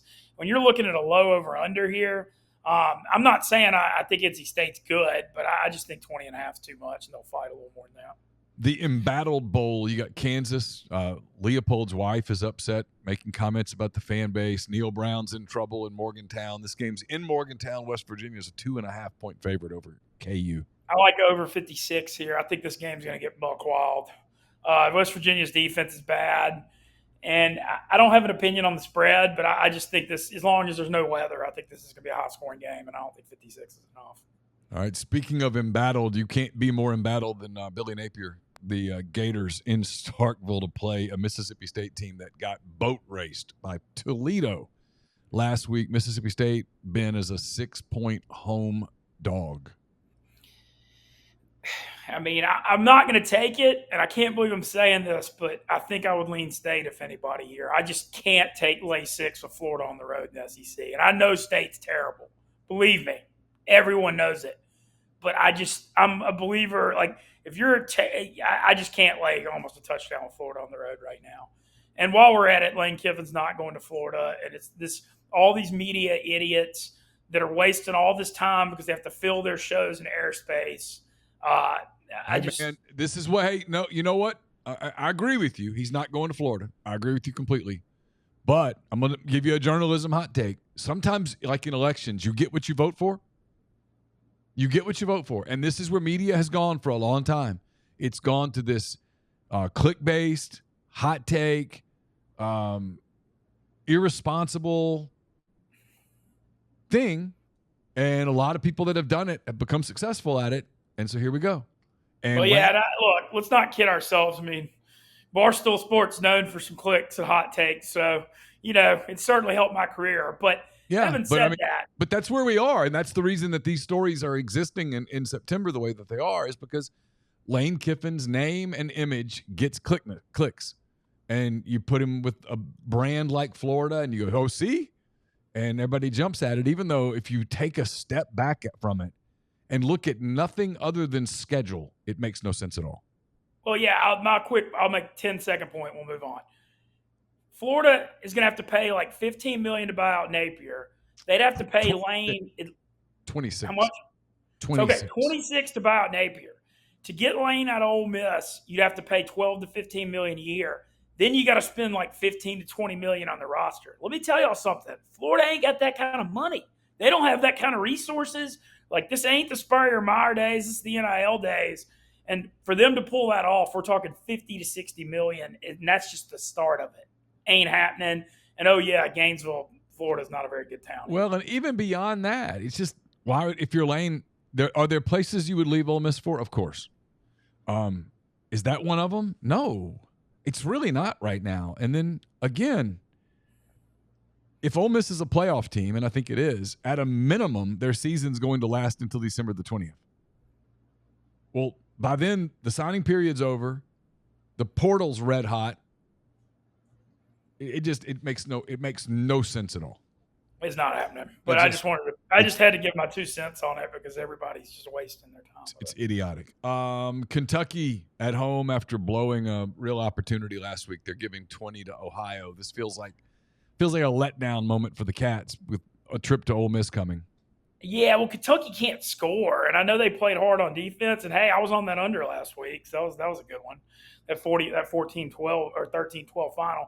I can't lay 20 with Kentucky because they just can't score. It's just a thing where they'll win and they'll win ugly. But I mean, I don't know. Ohio's quarterback that was really good the last few years he's tearing it up at Indiana. And I've been riding this Indiana. Anyway, my bad. I hope y'all took my Indiana UCLA pick I gave last week. But, I'm Ohio or nothing. I'm probably passing. But no way I lay 20 with Kentucky. All right, USC is at Michigan. Big Ten game. USC giving 5.5 on the road in Ann Arbor. I wish this game was in USC because I would rather lay 11.5 at Southern Cal than 5.5 at Michigan. But the fact that the weather shouldn't be too much of a factor. Look, Michigan's bad. It's a bad football team. Jim Harbaugh knew it. He got the hell out of there with all the allegations against them. They lost their defensive coordinator. They lost their quarterback. I mean, dude, they literally they've got some talent on defense, but that's it. They're not good. They hadn't figured out their quarterback thing. So I'm USC or nothing. But I'm just not. Y'all know me. I just don't. You rarely see me take the road favorites, and so I'm probably passing. All right, weird game because sometimes these service academies jump up and bite people. Memphis 9-point favorite at Navy. Memphis suddenly getting a lot of talk about being the group of 5 rep. Yeah, no, I really like this Memphis team. And, I mean, I'm telling you, Neal, I slammed that Memphis-Florida State last week. I had that thing +7. I had the money line big. I mean, that was my game of the week. This is a bad letdown spot. Going to Navy, playing that triple option. You're coming off that high of Florida State. I'm not betting against Memphis, but I know this is stay away to me. There's just too many ratty things with this game. Yeah, I don't hate Navy +9 here.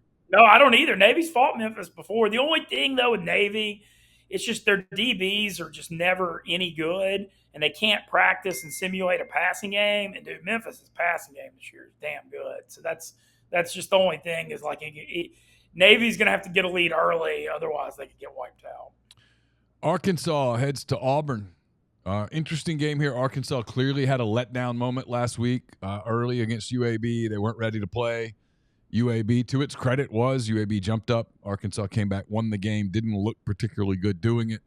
Auburn kind of played with its food a little bit with New Mexico for 2.5, 3 quarters as well. I've heard this was a game that got circled in Fayetteville before the season because Auburn rolled it up last year, kind of embarrassed them. Auburn's a 3-point home favorite against the Razorbacks. Barstool show going to Auburn this week, by the way. I like Arkansas in this game. Like you said, Auburn rolled them last year. However much crap Hugh Freeze is taking for the way he's handled this quarterback situation is not near enough. You got a full body of work from Peyton Thorne last year and proved he couldn't throw the sidelines and wasn't good. You're at Auburn where you have booster money and you're like, nah, we don't need to spend the money to get a transfer quarterback. And then you commit to him and then you bench him by week 3. I don't know how you could handle a situation worse than that. And I don't think Arkansas is that bad.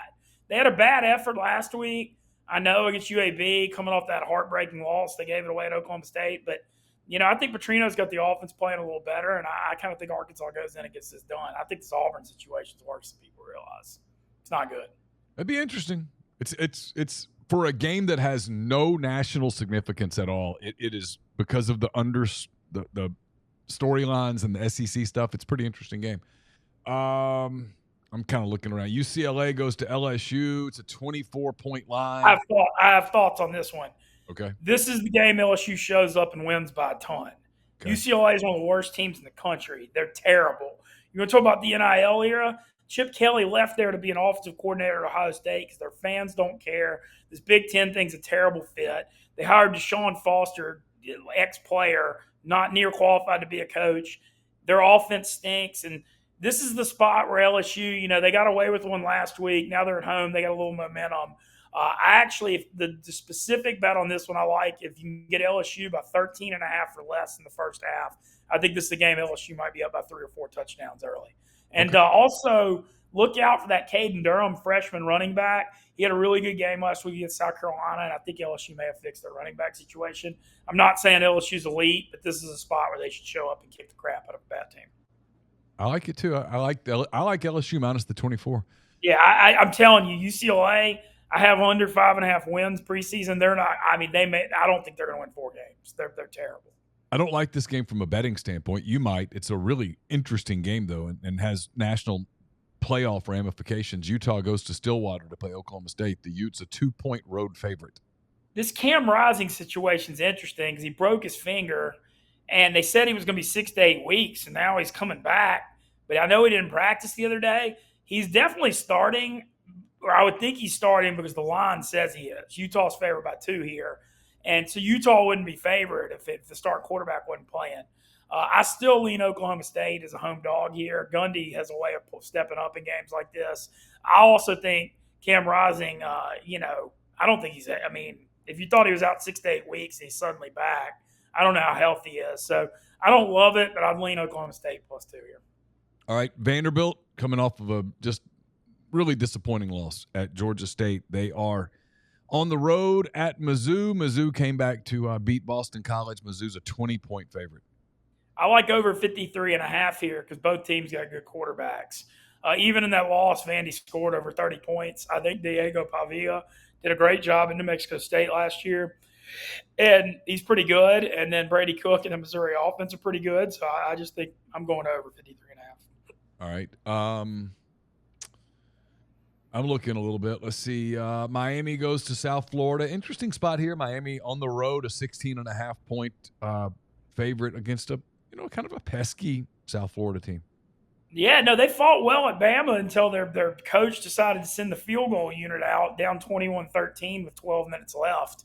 When you're on the road as a 30-point underdog, which was, I don't know, that was just crazy to me. But they both have good quarterbacks. The Byron Brown kid for South Florida is one of the best G5 quarterbacks, a dual threat.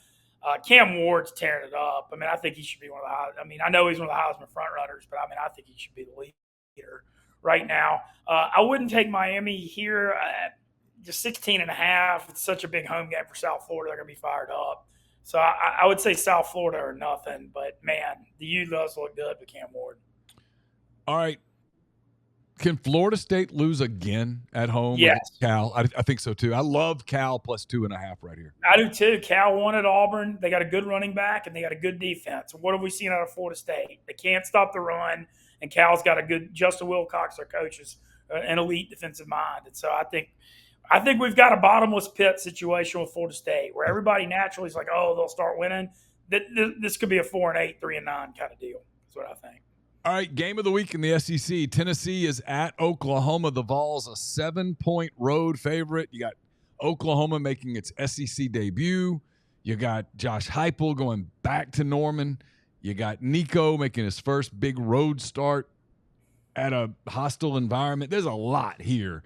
A Tennessee offense against a pretty good Oklahoma defense, an Oklahoma offensive line that struggles against an elite Tennessee defensive front. I mean, there's a lot here. What do you expect?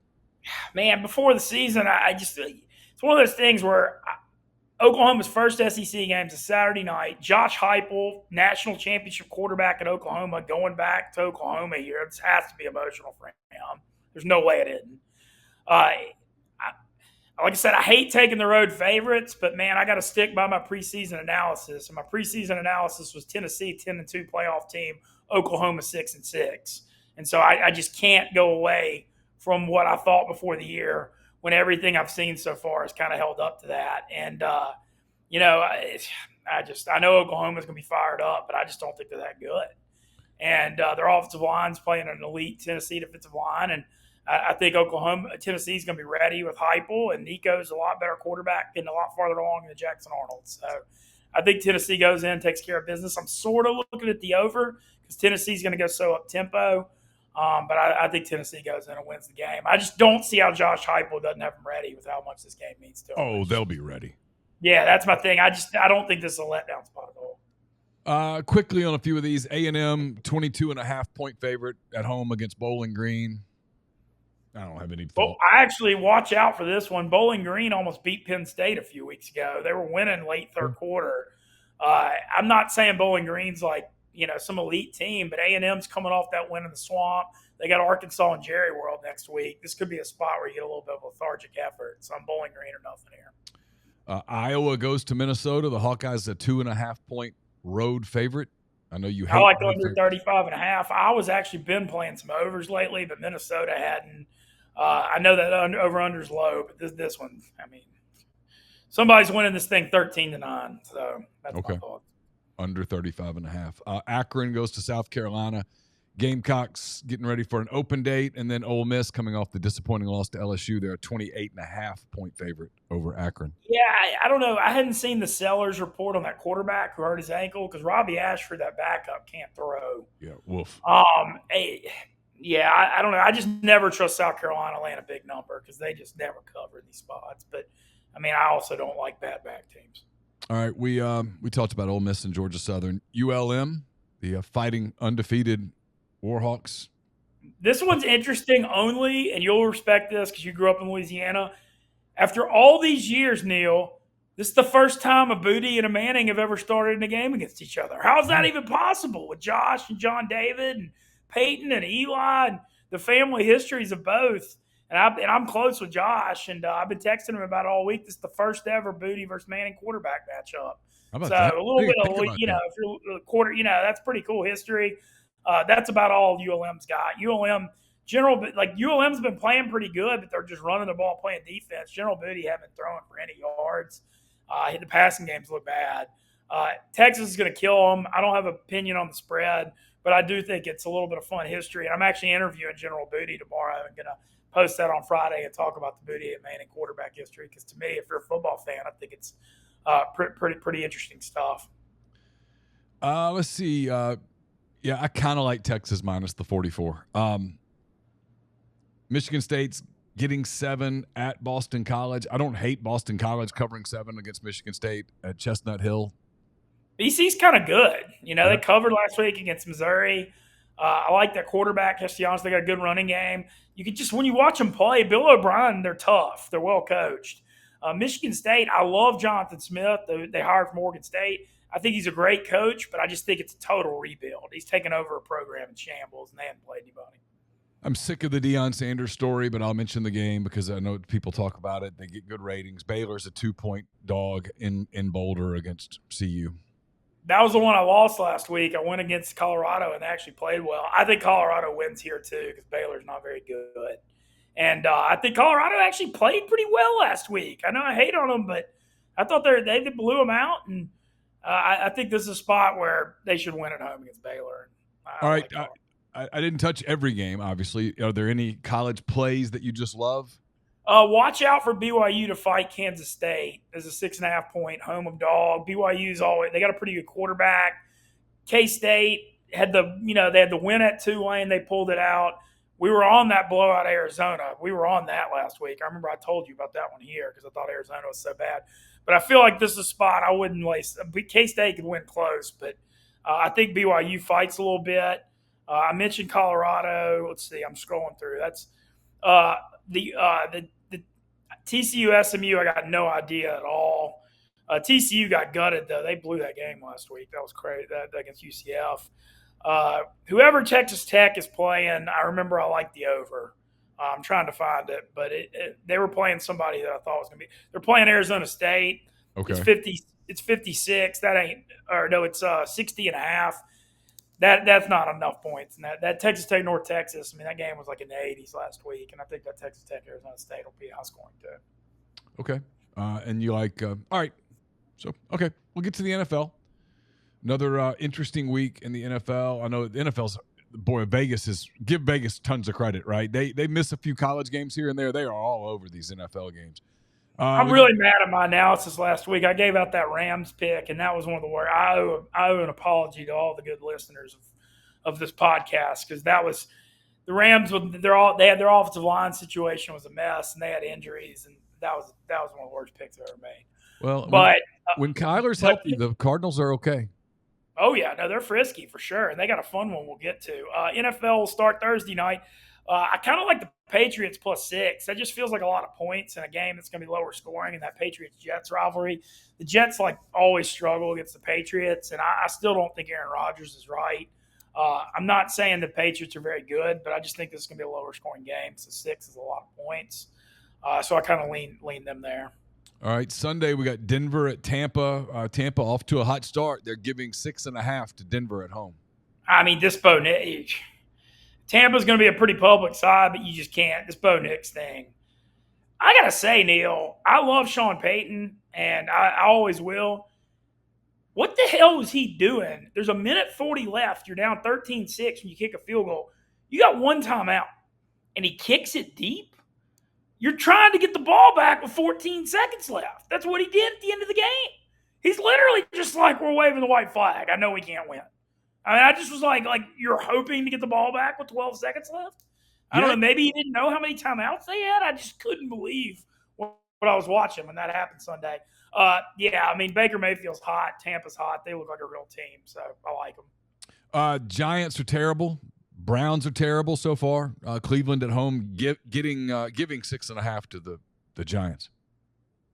Daniel Jones is going to have a train wreck football game in this game Sunday against that Cleveland defensive front. Malik Neighbors looked good the first 2 weeks. He had 20 targets last week. But Denzel Ward's going to be on him. He's one of the best corners in the NFL. I don't love laying 6 with Cleveland, but I think this is one of these games that this is going to just be a mess from the Giants.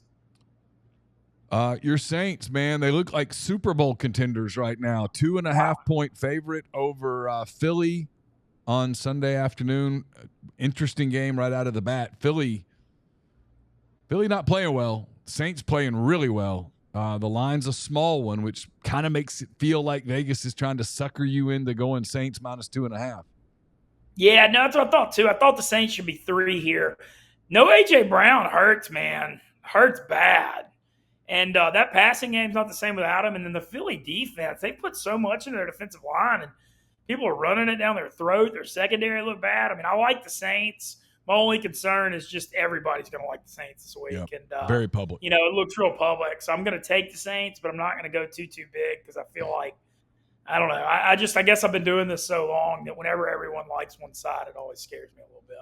All right, a game I think is a lot of fun here. Chargers off to a good start under Jim Harbaugh. The Steelers are what the Steelers are under Mike Tomlin. They're at home giving 1.5 to the Chargers. I think this is a really good game. I think this is a classic. It's going to be a field goal game at the end, down to the end, and it will not. The over-under is low at 36, which is it should be. Both these teams are just trying to play physical and to play defense. So I'm giving you the long speech about not having a play here because it's a hard one to read, but.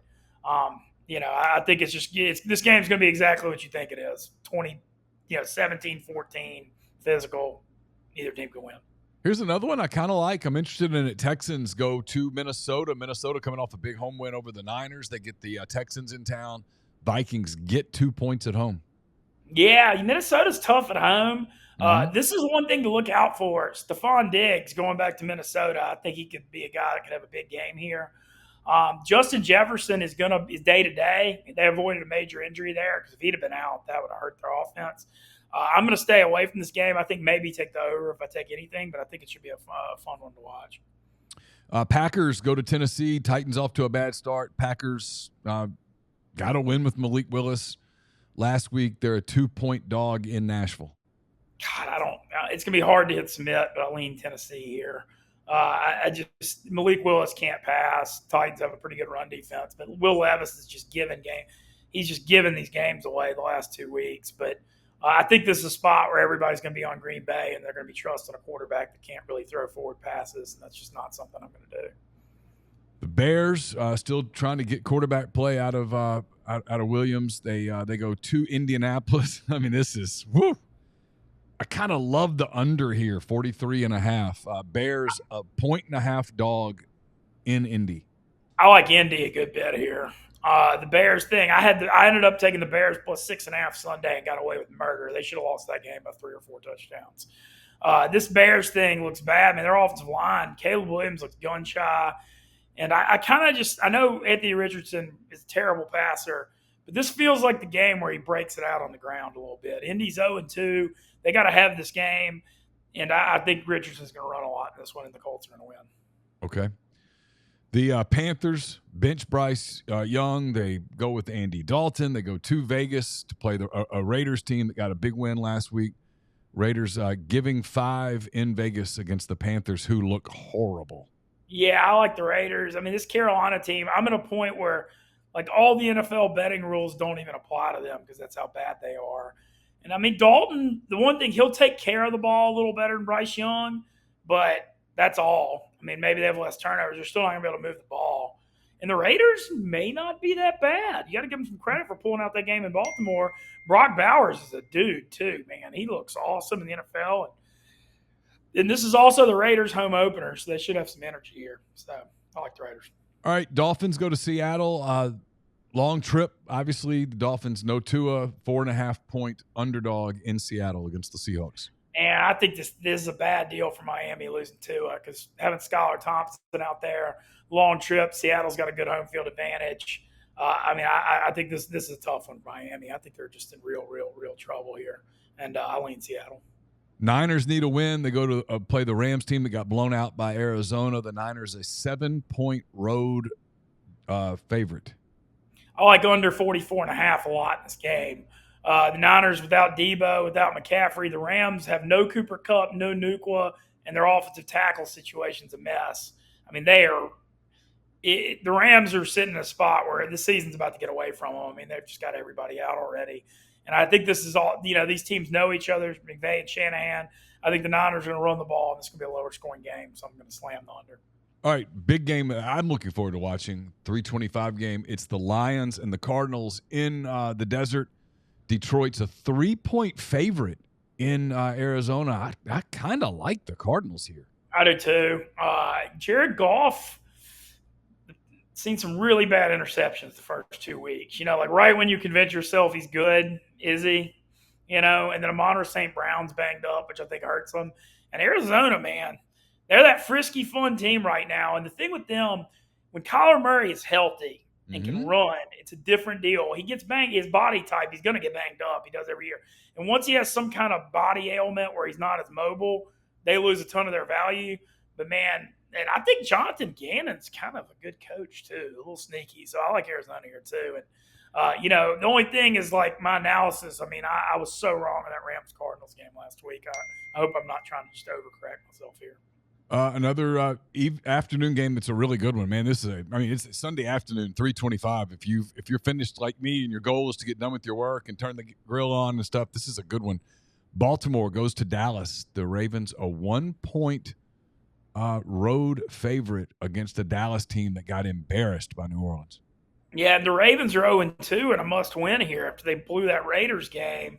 So this one, I don't have a real read because Dallas got embarrassed, so they should be fired up, and the Ravens should be desperate.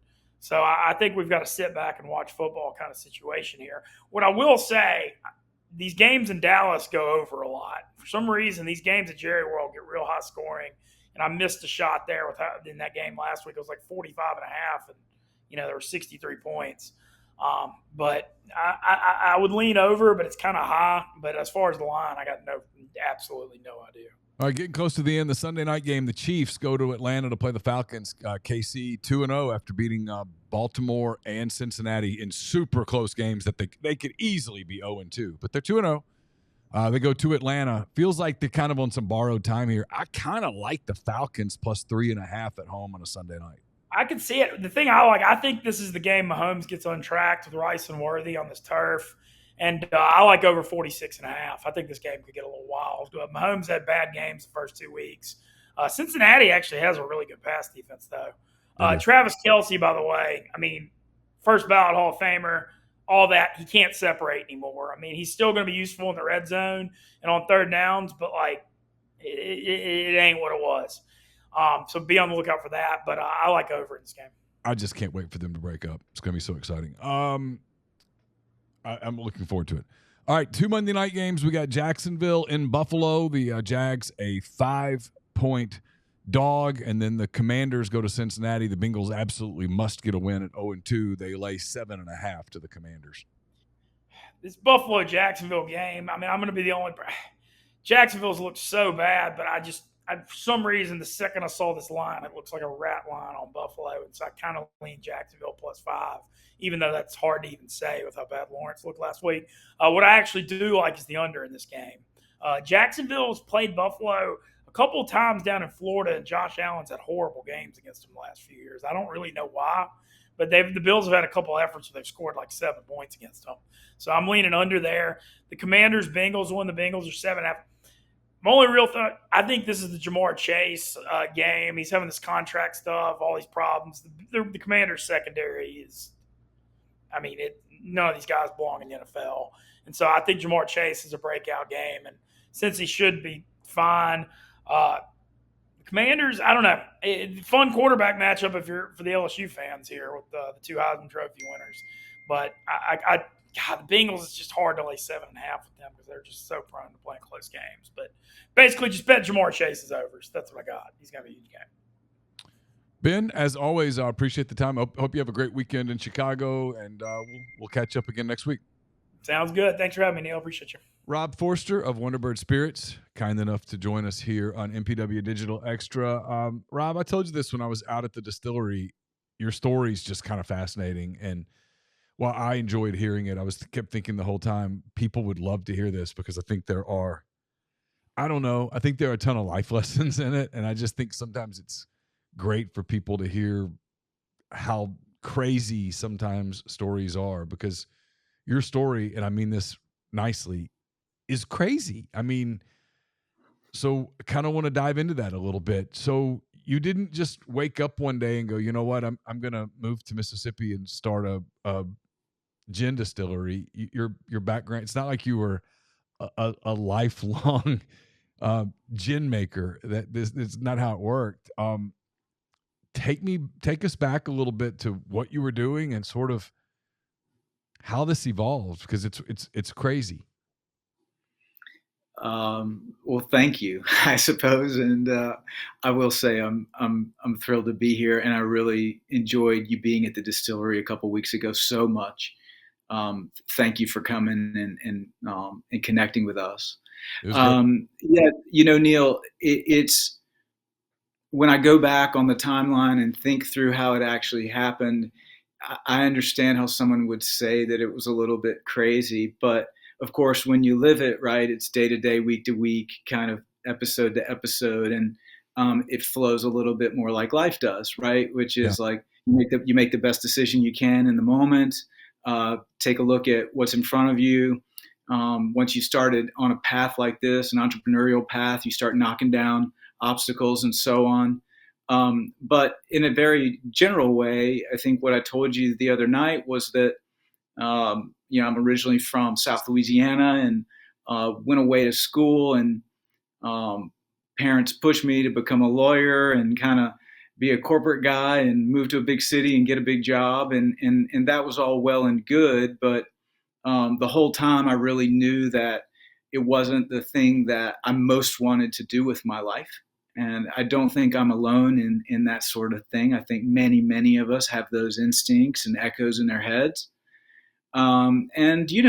Practical considerations sort of oftentimes trump those voices in our heads, and we just keep on doing what we're doing or doing what we think we're supposed to be doing. But you were good at being a lawyer. I mean, you not only did you set those things out, you went out and did it. I mean, you got the big job in the big city, and you've got a wife and children, and you're providing, and you're doing those things, and you're living the corporate rat race, and yet you're because a lot of people that will do something, completely different, you find out later, well, they really weren't great at what they did. They just didn't really like it. They were miserable. You weren't miserable. You were doing good stuff, but there was just this thing in the back of your head, right? I think that's largely true, but I think if you really want to be excellent at something, you generally have to have that fire in the belly about it. And so while I was perfectly competent and I had a pretty long legal career, 14 years in New York and Los Angeles, these voices were with me basically the whole time. And so my heart was never in it, and those jobs are hard, right? You're up at 4 a.m. reviewing an 80-page purchase contract. Somebody's yelling at you about a comma in a paragraph, et cetera, et cetera. you got to really want it. And at some point, I just said, man, I want something else. Now, the catalyzing event for me personally was my father passing away, and he was an Ole Miss guy, and he had retired here for the last 12 years of his life. And I had come to see Oxford for what an amazing, dynamic, cool college town that it is. And I came here to help clean up his affairs a couple of times. And, I flew back to LAX once, and, the voices were still talking in my head. And I said to my wife, what if we, move about Oxford and turn the page, right? And get back to the South and take these beautiful little kids and have a saner, more simple, more beautiful existence. And I'll figure something out. And, luckily, Neal, my wife specializes in mental health for higher ed. And she immediately got a job on Ole Miss's campus, doing what she does, which is very important work. And so the chips started to fall into place. But, the thing that Oxford really, really impressed me by at the outset was what an elevated kind of hospitality atmosphere, food and bev atmosphere there was in this tiny little town. Coming from a couple of monster cities, to have Beard Award winning restaurants in this little place was kind of shocking. And, I had been talking to my closest friend from college, the University of Virginia, for about a decade about starting a distillery. And I won't tell you that those conversations were always super serious. Yeah. But they were real. And it wasn't, Tom, one of my business partners, had built a still in his garage, right, after work. So, it wasn't a total fantasy. And we'd done some diligence and homework. But when I moved to Oxford, the idea was, wow, maybe this really could be the place to do something like this. And Tom had also had his career and his family and his life. And he was living in Austin. So it was going to take him some time to get over here and really embark on this with me. And while I was sort of putting the pieces into place and waiting for that to happen, I met another guy, Shand Harlow, who had moved back to Mississippi, born and bred in Laurel, but had moved back here from New York because this had been a dream of his since he was a very young man. And so, that's how the three of our life paths sort of came together in 2017, 2018. And, it was always about trying to answer our own personal kind of quest. Can we really do something surpassingly excellent, a personal entrepreneurial project? But it was also speaking to Mississippi, and our experiences here, meeting so many cool, smart, dynamic people, and saying, hey, could we add to that Mississippi legacy? Could we perhaps build something world-class right here in Oxford, serve and make world-class spirits by hand, and then, get the word out and get them all over the South and eventually all over the country and maybe even all over the world. So that's really, the very bones of how it happened. So you move here, and I'm wondering what that was like those first few months. You leave your legal job, you come to Oxford, Mississippi. I mean, was there ever a part of you that was like, what the hell have I done? Or were you always like, God, this is freeing. Let's just see where this leads me? It's a little bit of both. I mean, we're having a candid conversation. There are moments with a leap like that where our minds are kind of designed to have some regret and to have some second guessing, right? And I think that part of these entrepreneurial journeys is about sort of saying, hey, I hear you, but know that there's something in front of me that for the first time in a long time is getting me really juiced. So let's keep going, right? My mom for years, Neal, would pay my bar dues, my annual bar dues to the state of New York, because she was worried that I needed to go back and hang out a shingle, that kind of thing. And that kind of backup thinking and stuff, it's part of how our brains work. It's no problem. But I'll be honest with you, once I left and got here and we got settled as a family, I never thought, man, maybe I should become a lawyer again, because this Wonderbird journey has just, with fits and starts, right? With obvious caveats. It's been an amazing ride, and we built something really that I think we're very proud of, and that other people here are proud of, and I want to keep it going. So let's get into that. How you built it? So how did you end up on that big, gorgeous piece of land in Taylor, Mississippi? That if you were just driving by it and that wasn't sitting there, I don't even know that you'd really notice it. Right? It's beautiful land, but you pick out this place, and suddenly you're saying, okay, this is going to be home base. How did that happen? Shand lives in Taylor, and we looked at a number of spots around the greater Oxford area, but that 20 acres had laid fallow for 80 years. It had come down through a large family, and the owner lived in Chicago, and we got in touch with him. And we told him about our dream, and we told him what we wanted to do, and frankly why we wanted to do it. And I think he understood, and he saw what we saw, and he saw how much we wanted it, and he wanted to help us along the way. That's 20 acres right there on Old Taylor Road when things get really bendy and pastoral, right before you get to Taylor itself. We feel so fortunate to be out there. If I had made $50 million in something and we could have bought an old warehouse on the square, that would have been cool too. But this was not that kind of business. We went out to Taylor because it made sense financially, but also the kind of business we've built, the kind of distillery we've built. And I can talk about this in a few minutes. Yeah. Right? We're taking rice from the Delta and turning it into gin. We're only the third distillery in the world doing that, and so it feels very appropriate that we're on such a pastoral kind of setting. It feels like you're at a farm, right? And that's really, we're known as grain to glass, right? We're taking agriculture and converting it into this beautiful spirit. And so it does feel appropriate to be out on that pretty piece of property. So let's talk about the decision to go with gin. Obviously, you're in Mississippi. It made sense for a lot of the reasons that we're about to dive into, just because of the ingredients that were in front of you. But look, there are a lot of people that try to make gin, and the gin's not very good, right? There's a lot of art involved. There's a lot of science involved. There's a lot of trial and error involved.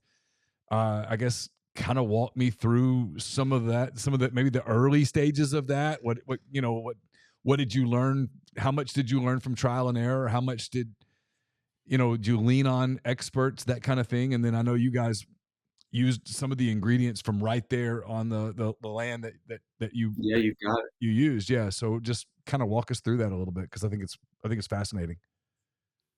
Well, thank you. Very important to all three of us was that we didn't have a line item in the budget for a hotshot from Portland to come in and make gin for us, right? We're gonna figure out how to do this ourselves. And I do take my hat off to my partners, Tom and Shan, who took the laboring oar in that regard. I mean, all three of us did everything, but they really cracked the books. And at one point we were calling people all over the country, just trying to get bits and pieces of advice, right? And one of the beautiful things about something like distilling is if you ask somebody who's in this business, vis-a-vis corporate law, where they tell you to go pound sand, yeah, right? They'll say, "Hey, come in my office, put up your feet, let's have a drink, and yeah, I'll tell you a few things." And that's a beautiful rising tide floats all boats ethos that pervades this business that really is inspiring, and I love that part of it. You basically said it. Once we decided to make our own stuff, we did ask around, we did do some studying, we did take a class out in Portland, Oregon, but a lot of it was old-fashioned, roll up your sleeves, get to work, and know you're going to fail, and know you're going to stumble, and know that this is not something you can learn in 3 weeks, right? It's a craft that oftentimes is handed down, from grandfather to son, or, that kind of thing. Sure. Or people go and apprentice. And so there's just a great deal of knowledge that can only be acquired through doing.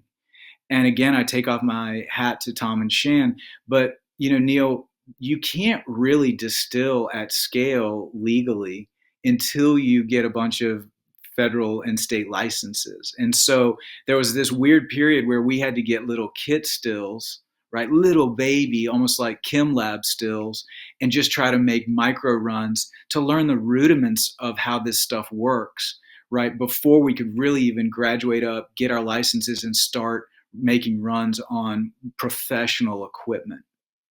And all the while, remember, we got that land, we dragged that driveway with a bulldozer that we rented.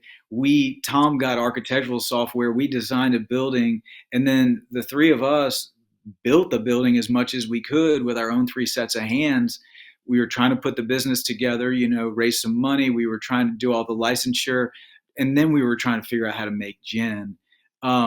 The critical piece, though, to the whole story goes back to that rice, because once we decided, hey, Mississippi gets kicked around in the national dialogue, we know that, but it's a famous agricultural state, man. Let's find a really beautiful Mississippi crop and ferment on it the old-fashioned way, derive our own base alcohol, and then start making gin with it, right? That's a real commitment to each other and to the product and to the brand, right? And so once we did that, we went on an 8-month quest all over this state, north, south, east, and west. And that finally led us down to the Mississippi Delta. And we ended up at Two Brooks Farms in Tallahatchie County. That's a famous culinary rice farm. The reason I'm telling you that part is when you choose rice for an endeavor like this, it's like you started a whole nother business, right? You need to learn another craft. And it's effectively called sake brewing. And that's what we do, right? We bring a mold spore over from Japan called koji and propagate that, colonize that in-house. That koji mold spore helps us break down the rice into sugars that can be consumed in a fermentation. And there's a whole set of practices that go with that. And so, it'd be enough to try to learn how to make fine gin, but to derive base alcohol out of jasmine rice is a whole nother endeavor. And so we bit off a huge extra piece there. One that now, 3.5 years later, we're very, very proud of. See, that's what you got to tell your kids when they're like, Dad, I'm never going to need this chemistry stuff. I'm never going to need this. You're like, you never know. You never know. Because you probably, when you were lawyering, you probably didn't think I'm going to one day be studying the complexities of chemical reactions to rice. You ever again. It probably wasn't something you were thinking about routinely. So I'm probably skipping spots here a little bit, so feel free to go back and say, no, we got to fill in the gaps with this. But you guys, you start to get a recipe down, right? I mean, you start to sort of figure this out where you're starting to produce, you're producing something. Now you start jumping through the federal hoops, the state hoops, the stuff like that.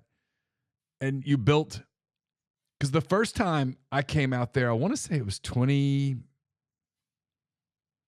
I know exactly when it was. It was 2019 because my oldest was a freshman in college, and she's at Arkansas. She was at Arkansas, and Arkansas was coming to play Ole Miss that Saturday, and I was out there, I think, the night before because I was watching my phone because she was driving home. It was the first time she'd come home since she'd started school. So I was out there in 2019, and you guys had gotten the one big, I guess, still, or I'm not sure exactly what the word is. Y'all had an operation and everything was kind of going, but it wasn't anywhere near as big as it is today. So what was the first big breakthrough where you're like, okay, I know we're doing good things, but this has a chance to take off? Because at that point you were starting to sell in some local stores. I think you were starting to sell around. And I've told you this is God's honest truth. I'm not a big gin person. I'm a bourbon person for the most part. I don't hate it, but I don't typically really like gin that much. It's not what I would choose, right? When I go to the bar, if I'm going to order something, I'll typically order bourbon. And I'll never forget it. That night, someone was like, you need to try this gin. And I said, I did the dumb thing where I'm like, I don't really like gin. I'm good. And they're like, no, you should try this. And it was completely different than the typical gins that I'd had, the big mass produced gins, not throwing anybody under the bus, but we all know the names.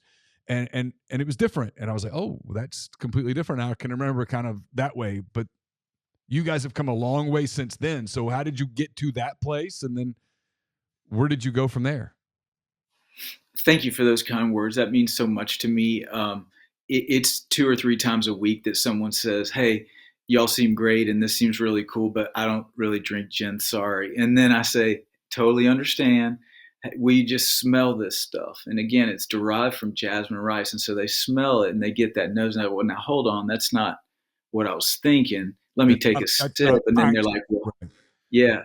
They're like, "Well, hold on, that's different. That's really tasty. That's really smooth. Man, maybe I like gin. I didn't know that." And so it's a huge compliment, and thank you. Yes, when you came in 2019, we had just opened the doors, and it had taken us 2 years of our lives to produce that first product, right? To produce that first bottle, because I hope you're getting this from this call, right? We weren't going to let it out the door until we thought it was fantastic, and it really surpassed our expectations, right, of par and what we thought.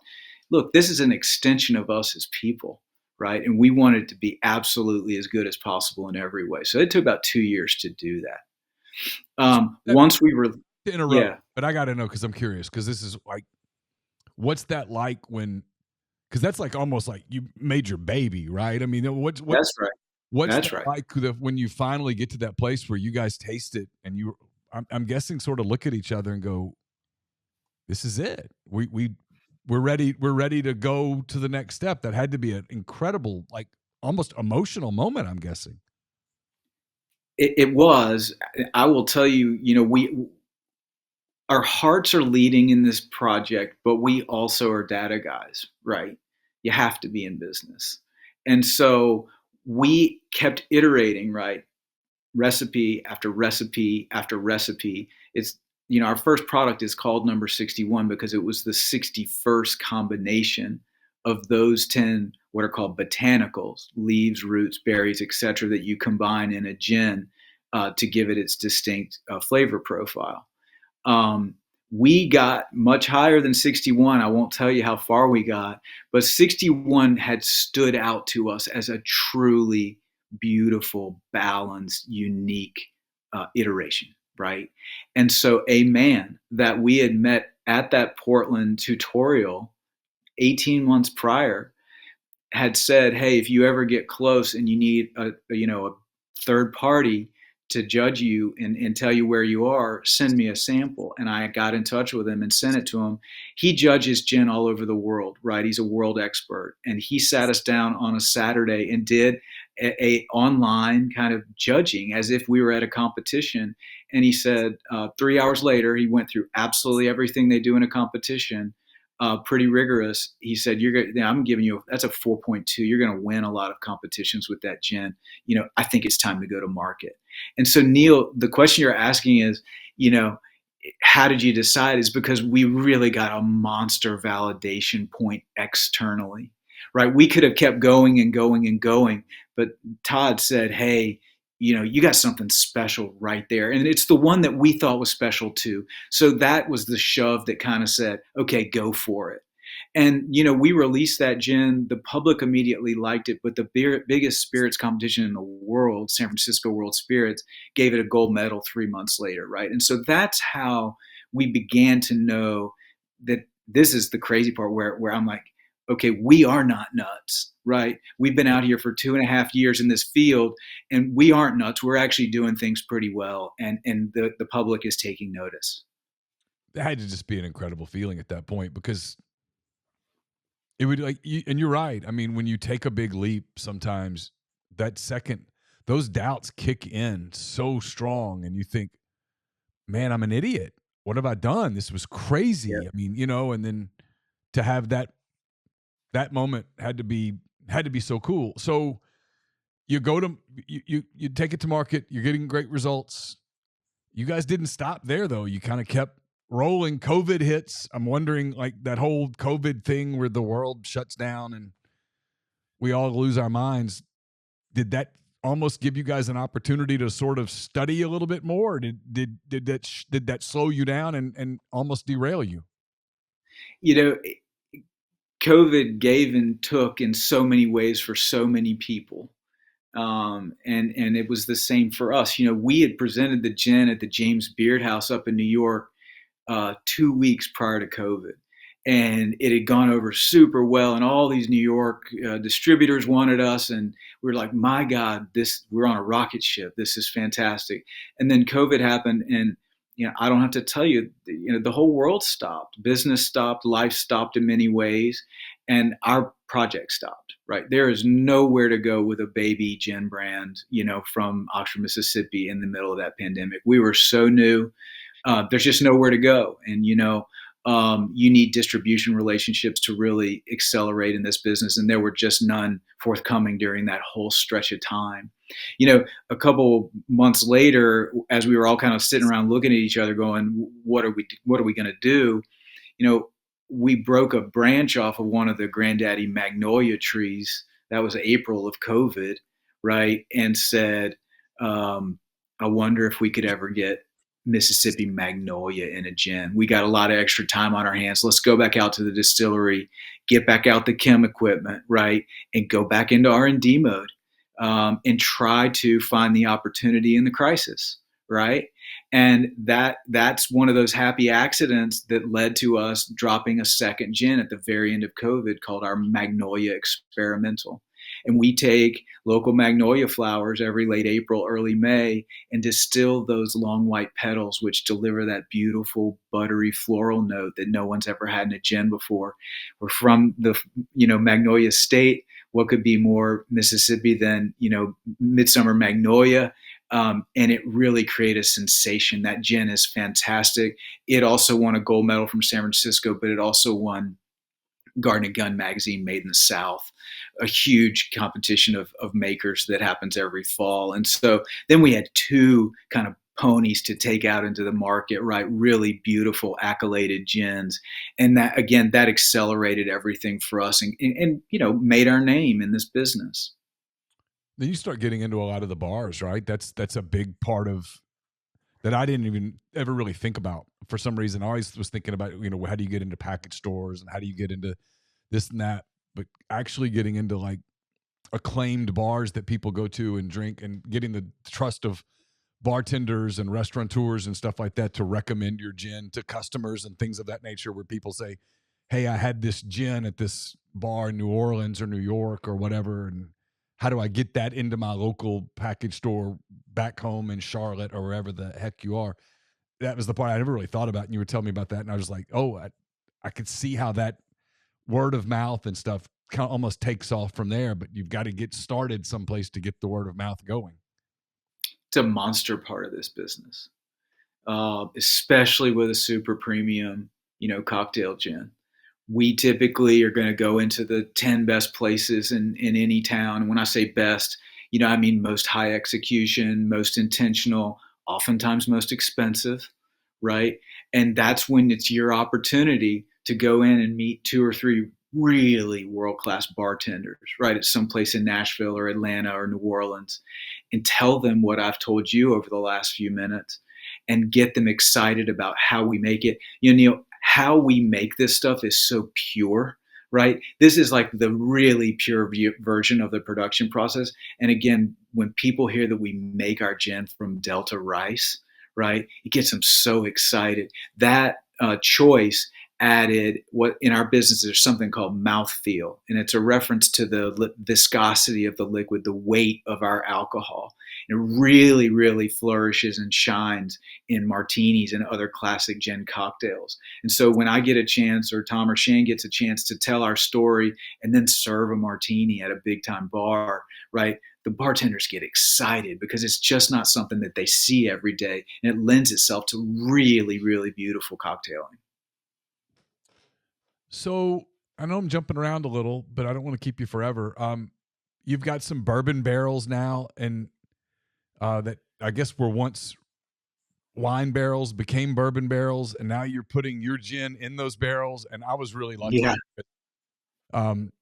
I told you I was a bourbon guy, and you're like, you got it. I want you to try this, and I talked my way into trying it. Probably is the better way of putting it, but was incredible. It was one of the best things I've ever, I mean, I still think about it weeks later. It's one of the best things I've ever put in my mouth. It was remarkable. It did, because you got some of the notes of bourbon that people like me love so much, and good bourbons that are comforting, frankly, that make you just kind of happy. And, I told you, I mean, like the happiest place for me is like, as soon as we start getting into late fall, I get so excited because I know what's kind of coming is one of these cold nights when I'm going to light the outdoor fireplace and I'm going to pour bourbon in a glass and sit outside and enjoy the cool weather. And it's just kind of a happy place. It's a real calming, soothing thing. And now I'm looking forward to doing it with a gin. And I would have never guessed that in a million years, but it had these bourbon. I don't know how to describe it, Rob. It had these like bourbony notes, and they had the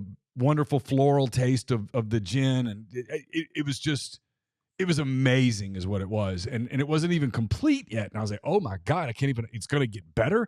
But it was remarkable. I said, how did that come about? Where does that stand? I mean, what's going on with that? Man, thank you for that. It was so much fun to share that with you and see your reaction, because I could see just how genuine it was, just how excited you were. So there's an emerging category in our business called barrel rested gins. And it's exactly what that name would imply. We are sourcing pedigreed, oftentimes bourbon barrels or whiskey barrels, depending. And they each have their own story and their own kind of provenance and so on. It's usually through a network that we get them, right? A friend of a friend, that kind of thing, or a restaurant group, or a particularly successful liquor store owner that's getting to do his or her own barrel picks up in Kentucky, that kind of thing. So they send them all the juice, but they send them the barrel almost as a trophy. So those freshly dumped, beautiful bourbon casks make a really beautiful place for us to put 51, 52 gallons of our gin and let it rest. And what's so incredible about those projects is every single one is effectively its own little micro universe. It will only exist once in the world, depending on, where the bourbon came from, where it sat in the rick house, how long it's sat in that rick house, how long it's been dumped, what gin we put in it, the proof of the gin that we put in it, where we let it sit in our distillery, how long we let it sit. All of those, crazy variables lead to something that's one of a kind. And it makes about 265, 270 bottles. And you got to taste from, there's a really cool Mississippi brand whiskey blend called K-Luke. Jonathan Maisano out of Ocean Springs is doing. Jonathan has some amazing relationships in Napa and got his hands on a Keenan Cab Reserve barrel. So he rested his beautiful whiskey blend in that for 100 days and then gave us that barrel. So we're doing what's called a triple kiss, right? Where our gin is getting exposed to both of those previous things. And, we've got it in there. You tasted it at 114 proof. We're about 300 days into the rest. It is just magnificent. And as you were saying, it's almost hard to describe, but you are picking up the vanillas and caramels from some of that whiskey and so on, but you're also picking up a little bit of that velvet from the wine, right? Yep. And so that's why it's creating such a special thing. We're going to release that this fall, and the man I'm talking to right now may get himself a bottle. He will be thrilled if that happens. It just kind of like, I mean, I always don't want to sound like some kind of like a wine or bourbon snob or whatnot, because sometimes people I'm like, oh, come on, you just like the way it tastes. It's okay. But it kind of like, I don't know, kind of like, what's the word I'm looking for? It's just, I'm starting to say dance, but it was more than that. It was different. It was just like your brain was like, wait, what is that? And it was like trying to like, it was really fun. It was really a cool thing, because it's like when you just taste something and you're like, oh, that's amazing. That's the first thought you have, is like, that's magnificent. It was like that. It was really cool. It was so much fun, because I had no idea what to expect. I was like, gin in a bourbon barrel. Like, I was more curious than I was anything. It just blew me away. All right, so wrapping up a little bit, because I've kept you. I told you half an hour, and I've already kept you longer than that. No problem. Sort of, where do you go from here? What's the next step, or do you even know? Is it one of those things where a lot of these things have happened sort of organically, leap of faith, a lot of work, a lot of sweat equity. But are you hostage to a plan at this point? Or are you like, hey, no, we're just going to kind of keep doing what we do and see where it takes us? What a great question. These types of things, of course you have a plan. Of course you've got priorities. Of course you've got goals. But I think anyone that's ever done something like this knows that there are going to be left turns, and you got to be ready for them, right? And you got to capitalize on them. You got to seize the opportunities that you might not even have expected. The distillery you visited a couple weeks back is effectively a new facility, right? After 4 years out in that original place, we tripled the size of that distillery last year. And more importantly, 8x, 10x our production capacity. And so that's a big swing by the three of us saying, we've learned how to make gin. We've built a reputation in this business. We need to learn how to scale, seek some new markets, drive volume, build the brand. It's all the business school 101 stuff, right? How is that all going to happen? Some of it is organic. Some of it is, frankly, podcasts like this, and somebody might hear of us and give me a call, and that might open a door. We walk through every door. You don't know which one's going to be important. We do want to open some new markets this year, Neal, right? So, maybe a mega market like Illinois or New York or California would be killer. Maybe Florida, given our regional kind of proximity. We want to have more and more events out at the distillery, right? Where 100, 150 people can come, enjoy our spot, see how our gin is made, enjoy the products, and get a sense for what we're about. We have a major opportunity that's taken 5.5 years to build, and we are carefully, moving our way forward. We're excited about it. We're grateful about it. And I think that we're going to just keep our hand on the rudder nice and steady, keep doing what we've been doing, and, continue to dream.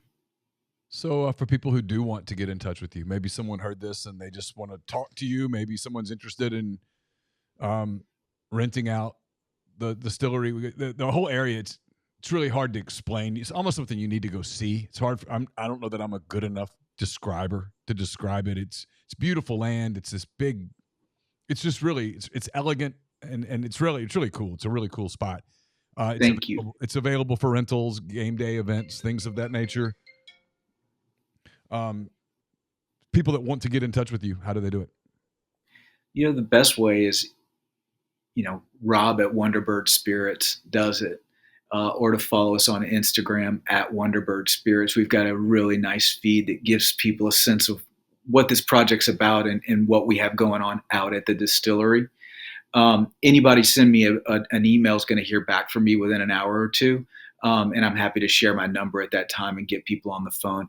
I love telling this story. Again, we're so excited about what we built, but we know how far we've still got to go. So we're in that old-fashioned hustle mode.